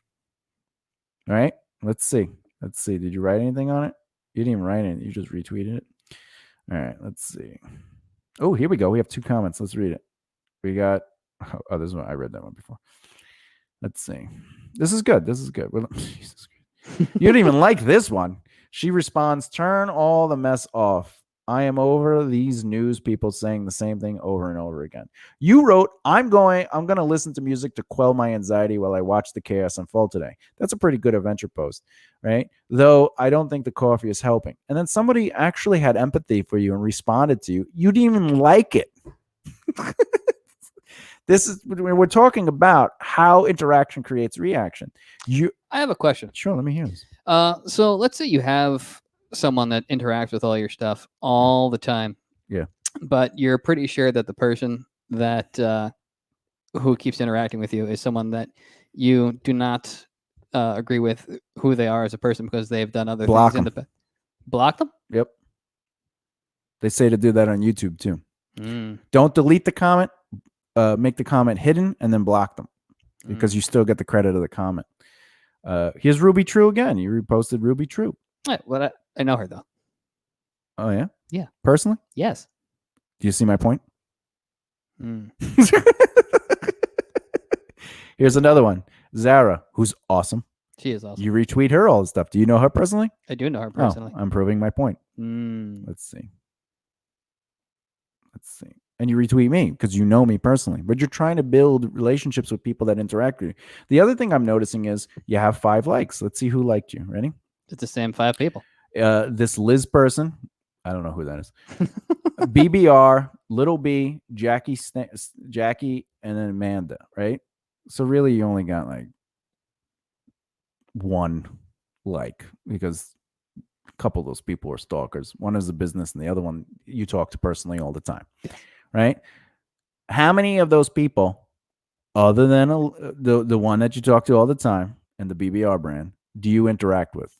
To be fair, Jackie only interacts with people and she never actually posts anything, or she hasn't in a really long time. All right. So you don't like her stuff? She doesn't post anything other than when she comments. Well, you also don't respond to her. No, to Jackie I respond to. Let's see. The other one.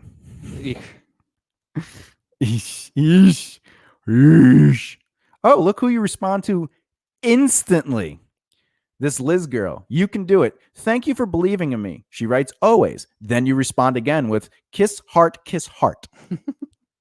Instantly, you interacted with her. What does that tell your fan base?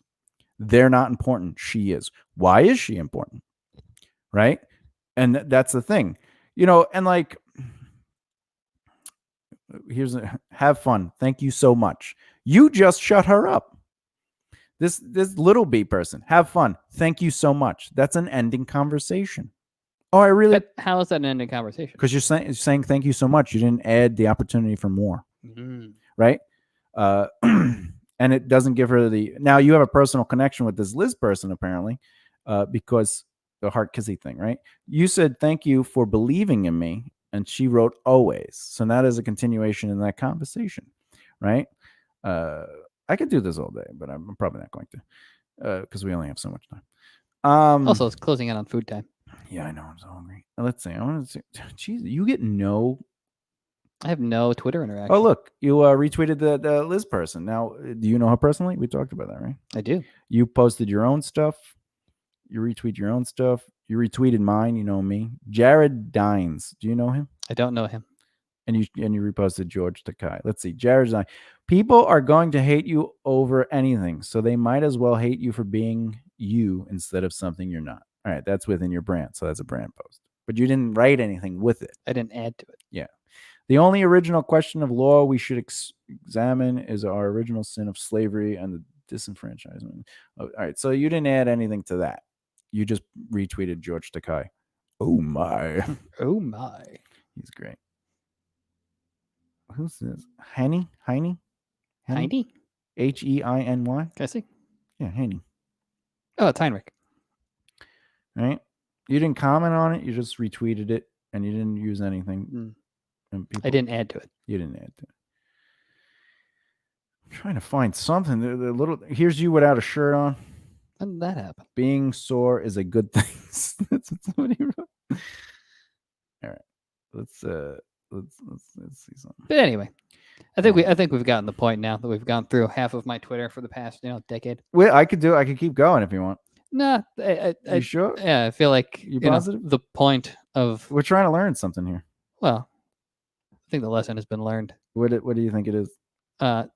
Interact more with everybody, more sincerely, equally. Don't pick and choose who you interact with. And interact with everyone because everyone is deserving of your time. My time. Let's look at your Facebook. I like that one. Well, it's all the same posts. Yeah, but you get more interaction on Facebook. Let's see. And Instagram.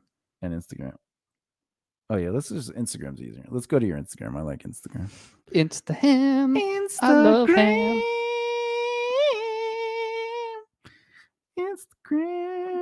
Instagram? Instagram. Where's your thing? Over there. Oh, It's wait. next to the other thing. Maybe I just go to the comments. Oh, here Hee hee. Shalom. All right, here we go. Oh, yeah. No comments. 107 likes, no comments. It's because you've trained your audience not to be interested in you. Ew. Here's 10 comments, which is probably 5 them, 5 you, I hope. Nope, it's less. So collab, DM us. Well, that's a spam. Oh, yeah, I hate those things. Yeah. Nope, ha ha ha ha. That beanie and metal shall keep me warm. Yes. Who's Mark Zapata? Oh, that's drummer Mark. He used to play in a band called Killjoy. That's right. That's right. So you know him in person. I know him in person. Great. So let's see. Loving the shirt. Who's green-eyed ginger? Ooh, a redhead. That's good. Oh, can't even follow her. Kissing? Do you know her in person? Let me see. I do not, but I talk with her all the time. All right. Let's see if I can't see if she's a sexy girl. Is she a sexy girl? Everyone's sexy. See, JD just did it. He just allowed his brand to be shut off so he could say that. That's funny. Listen. So you don't find her attractive? All people are attractive. Oh, really? Yeah. Is your mom attractive? No. So is she attractive? I do not personally find her attractive. What? That's crazy. Why would you say that? Because you asked. All right. It's a great shirt. One of the best cartoons of the 80s and 90s. Wait, 80s? That's what you wrote. It's a turtle shirt. Oh, yeah. I thought I was wearing the Futurama shirt. I have to pee so bad. I mean, here's a cup. Yeah, I got you some. I got to pee. Here. Yeah, I'm noticing a lot of stuff here. I'm noticing a lot of stuff. I do not interact equally. View hidden comments. There's a hidden comment? We'd like to collab. Oh, yeah, I would hide those God. too. Yeah, I don't interact with those. I want to collab with you. There was a time where I would just even. like report those comments and those accounts, but it just kept happening so much that I was like, I stop. I don't care anymore. It's not worth my time. Yeah, tell me about it. Just like the people that comment on you. So if you're noticing less comments, it just means that you're not going out of your way to interact. In fact, if you look at our YouTube page for BBR, which is you're probably watching this live, right? Or on BBR. Or rewatching it. In the beginning, JD and I both interacted with more people using the BBR in a way that was lifting up their channels and showing interest. We haven't really done that as much. And JD's interaction is usually just like, hey, your video looks good, which is generic. And we're not getting a big enough response from that. Why? Because it's generic and it doesn't show that there's enough. It doesn't show that there's actual interest going on into the interaction. It's just, oh, here's the thing. Yeah. When I did it in the beginning, I was getting us more subscribers that I didn't know through the interaction. And then they would come and comment on the videos more in depth. And then they would like talk to me and they would ask questions. They would be like interactive and I would respond. And then your interaction, it's like even on Quora, when you answer those questions, you shouldn't answer them generically. They should have a feel to them. It should have a BBR feel. And it should have it should relate specifically to that question that's being asked. Yeah. To the person. But more importantly, it should have our brand. It's with our brand. We interact with our brand. So if they're just generic and they don't, then they have no brand. But it should also relate specifically to the person asking it. So this way they know that the time is being taken to actually talk to them and not just give a thumbs up. Yeah, but it still should be with our brand. Yeah, no, I got that. Yeah, but the sincerity is actually showing interest. So if you just answer, oh, how do I do this? And you just go, do these things. This is how you do it. This is the process. Is not as strong as like, oh, the frustration of having to deal with that and then having, to the point where you have to reach out to social media can always potentially can be, off-putting or overwhelming. However, there are a few things you could do to ultimately overcome these obstacles. And here's a quick rundown of some of the things you should do. Here's 3 good tips. But obviously, if you want to follow up with that, you can always go to our webpage, our YouTube channel, and you'll see that we have more videos on this subject matter. That's a good response. It shows empathy. It's quick information, and then it allows them to make an emotional choice to go to the YouTube channel. You see how I did that? It's vague but informative. Yeah. Now, do you do that? Would you say you do that? Not as emotionally. I'm very articulate because we've established at this point but then there's no empathy. You're not connecting with them. You're just informing them. And if you inform people, you're a professor who's boring as hell. But if you're the professor that makes jokes, or the professor that listens, or the wears funny costumes, but we're not. It doesn't have to just be funny. It could be more than that. It could, the professor is, they have a nice cadence to them, or they stop and they ask, all right, so what are your thoughts on it? Did you have a question? Like they bring people into it. There's a lot. Or if somebody turn it into a discussion. Yeah, or if someone's like, I'm having trouble right now. I really wish you can help me. I'm not asking for a better grade, but I'm like, could you extend the due date just so without, yeah, of course. Now you're being empathetic, right? If you go, no, the date is the 3rd, and now you're doing your job. You're not connecting with people, right? Yeah.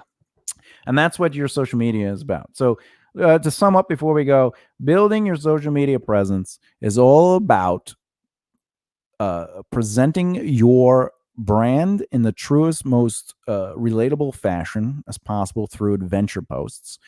You can do content and brand posts, but ultimately allowing people to see your trials and tribulations is more powerful than telling people about what you're doing or to tell them your trials and tribulations. So it's stronger to say, had a long day today, need to take a rest. My brain is overwhelmed.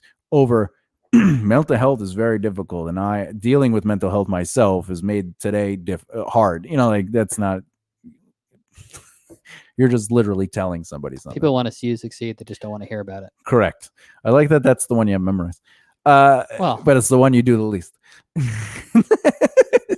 That's funny. Well, hey, artery goes, veins run. What? I don't know. I'm not a doctor.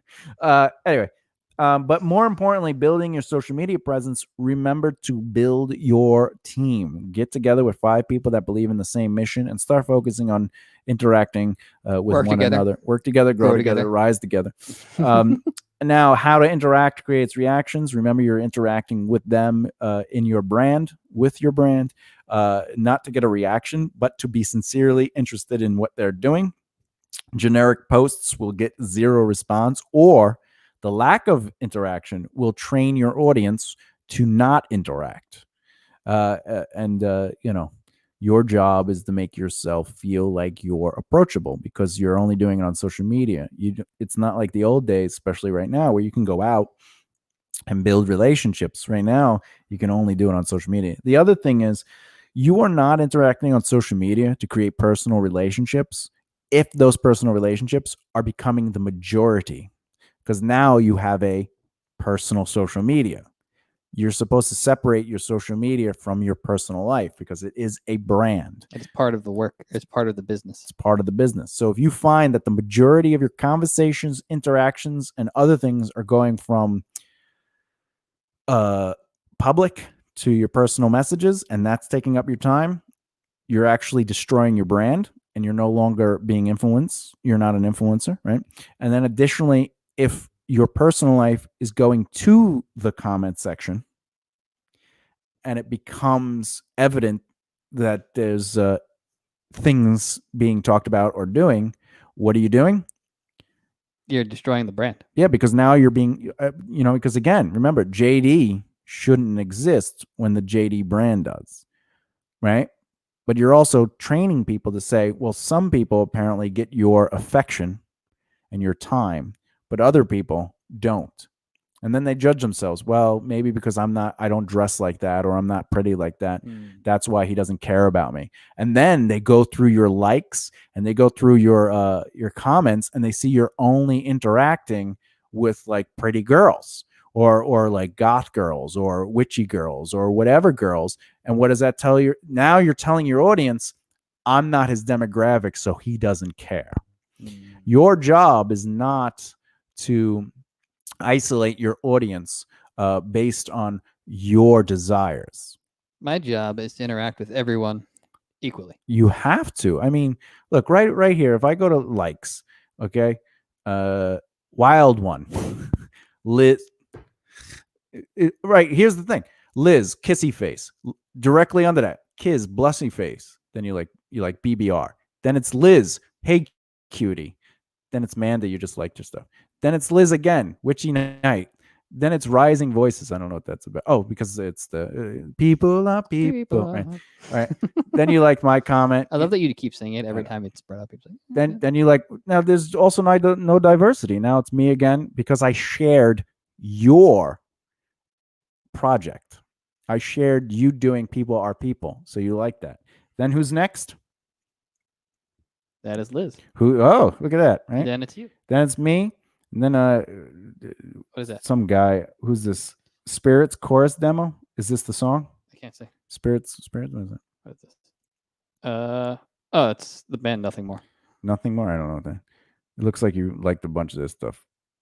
But again, are you commenting? Let's see if you're commenting. I do not believe a comment. You're not commenting. So I'm not creating a conversation. There's no conversation. You're just like, right?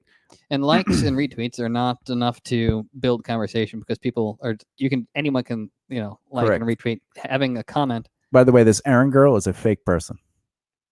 That's one of Destiny's personas. Oh, let me see. Let me see. You got catfished. I even remember. You got catfished. Hold on, I'm looking at this thing.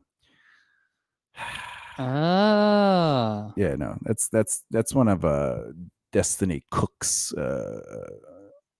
catfish profiles. Oh. Or Destiny Castelluccio or Destiny Casilla or Destiny whatever the alias is. Yeah, whatever her alias. Anyway, but then here we go. Here's another girl. You liked another girl. Then another girl, Ruby True. And then Monty Pittman because, it's Monty Pittman.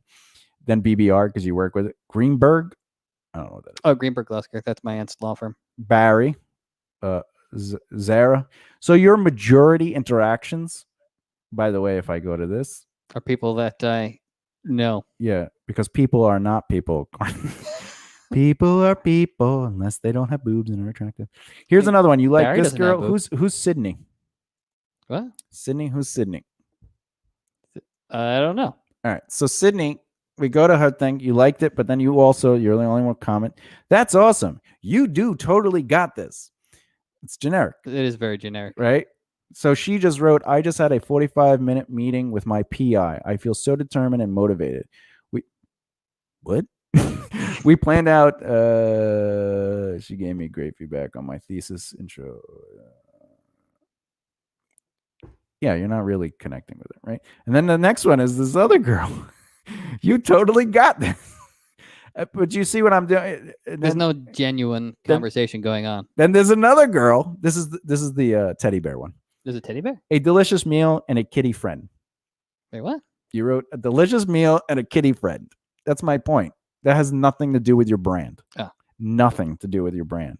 But you know who's getting your interaction? Girls. Right? Only when there is food involved. What's that have to do with your... That's what you commented.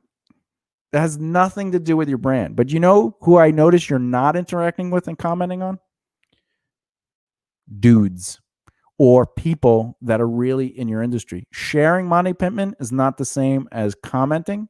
Liking his stuff is not the same. And you only did it once in this whole thing. But you know who I ran back into? We have another Liz. We got whoever this girl is, who is actually really sexy. Was that Olivia? Isn't it? I don't know. Factory. Amish. Oh, no, it looked like Olivia. Yeah. Photographer. Give me. And then you, and then Greenberg Lusker again. Yeah, right? Now, did you comment on their stuff? No, you just liked it. This is all likes, right? But that's the thing. You should be... Well, usually with Greenberg, I end up, I'll like retweet it with something. Well, let's see. Did you do that? No? Usually. I don't know if I did it with that one. No, with the last two. But that's my point. Like when to the audience, when you're interacting, your truth is action.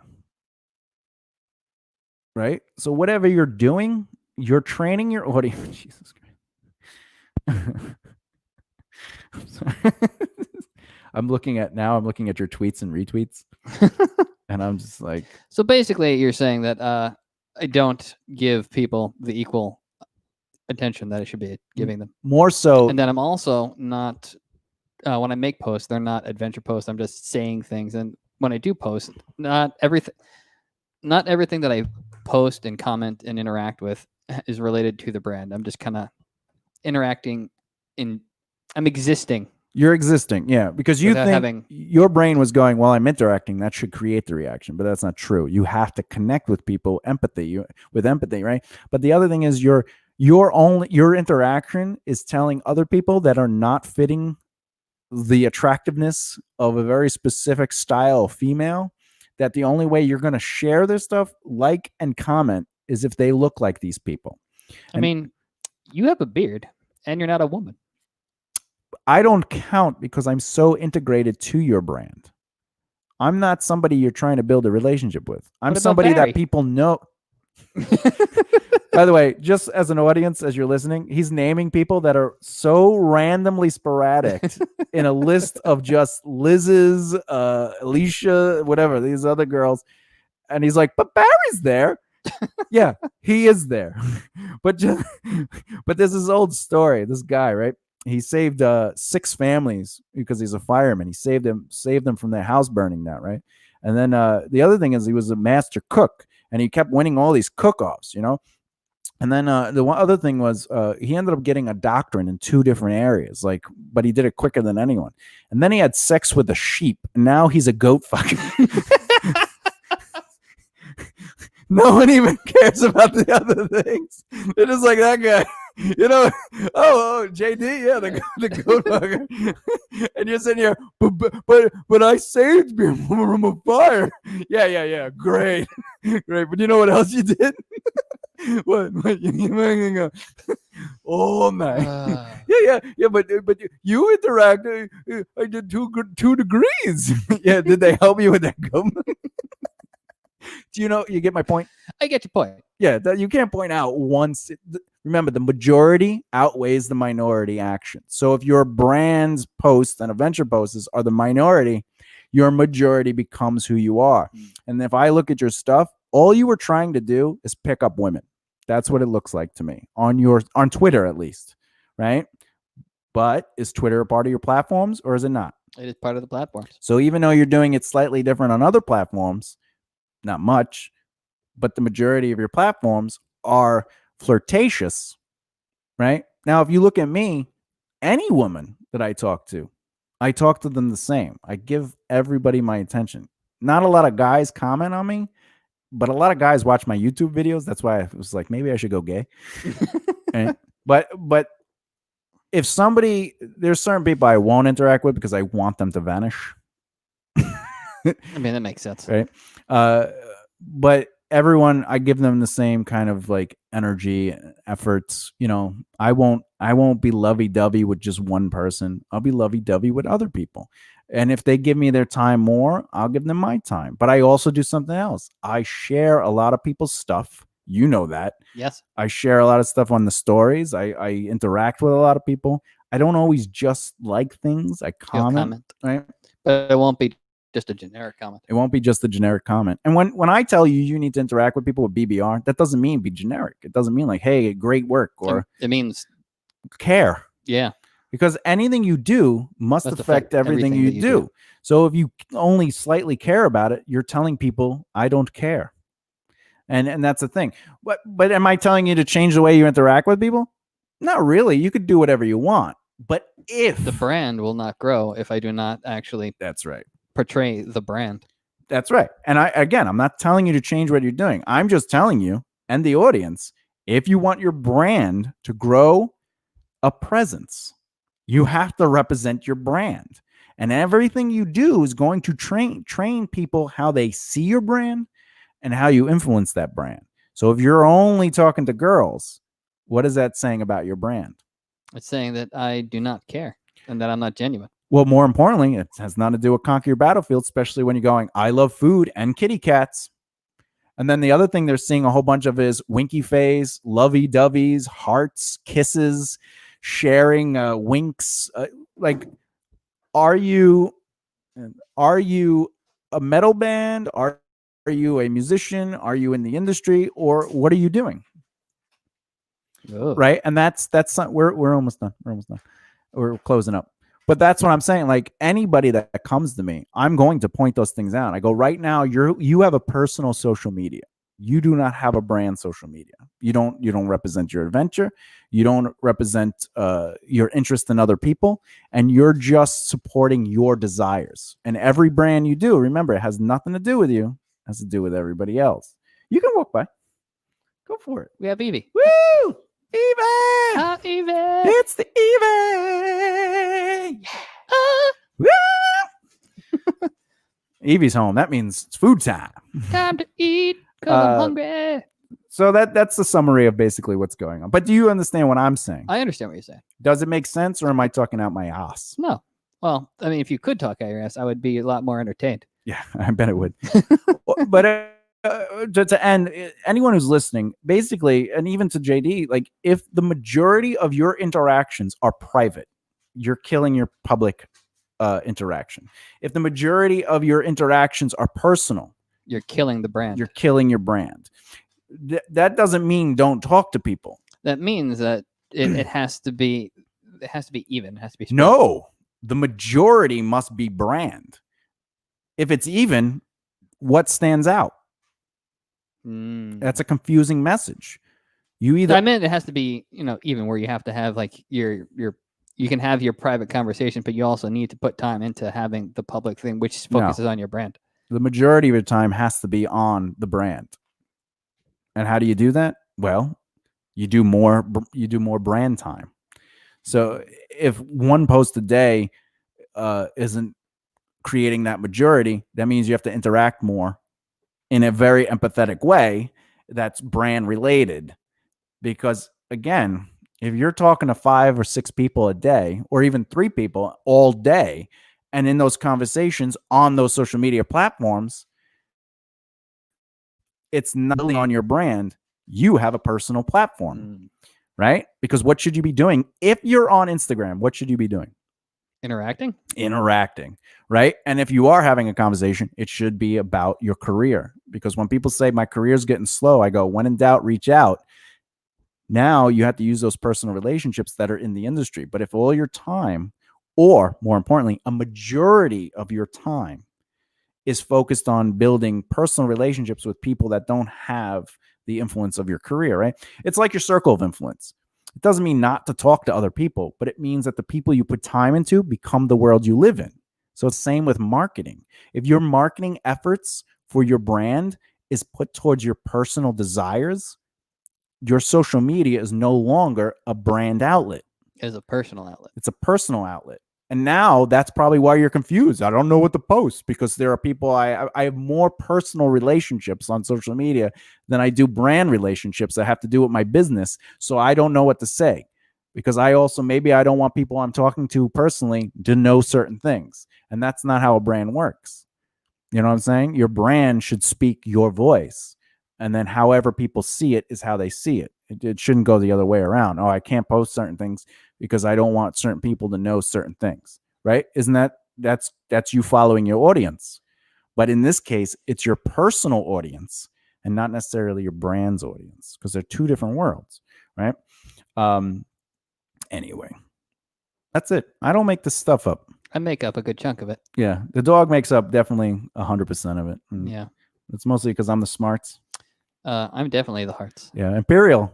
100% the farts. Yeah, I could tell right now. Yeah, we're gonna have to air this out. So I gotta go urinate. I'll talk to you later. We need to eat. Yeah, I gotta eat. Not the urination though. Well, if we freeze it, we can eat it. Sans urine. Yeah. All right. Bye.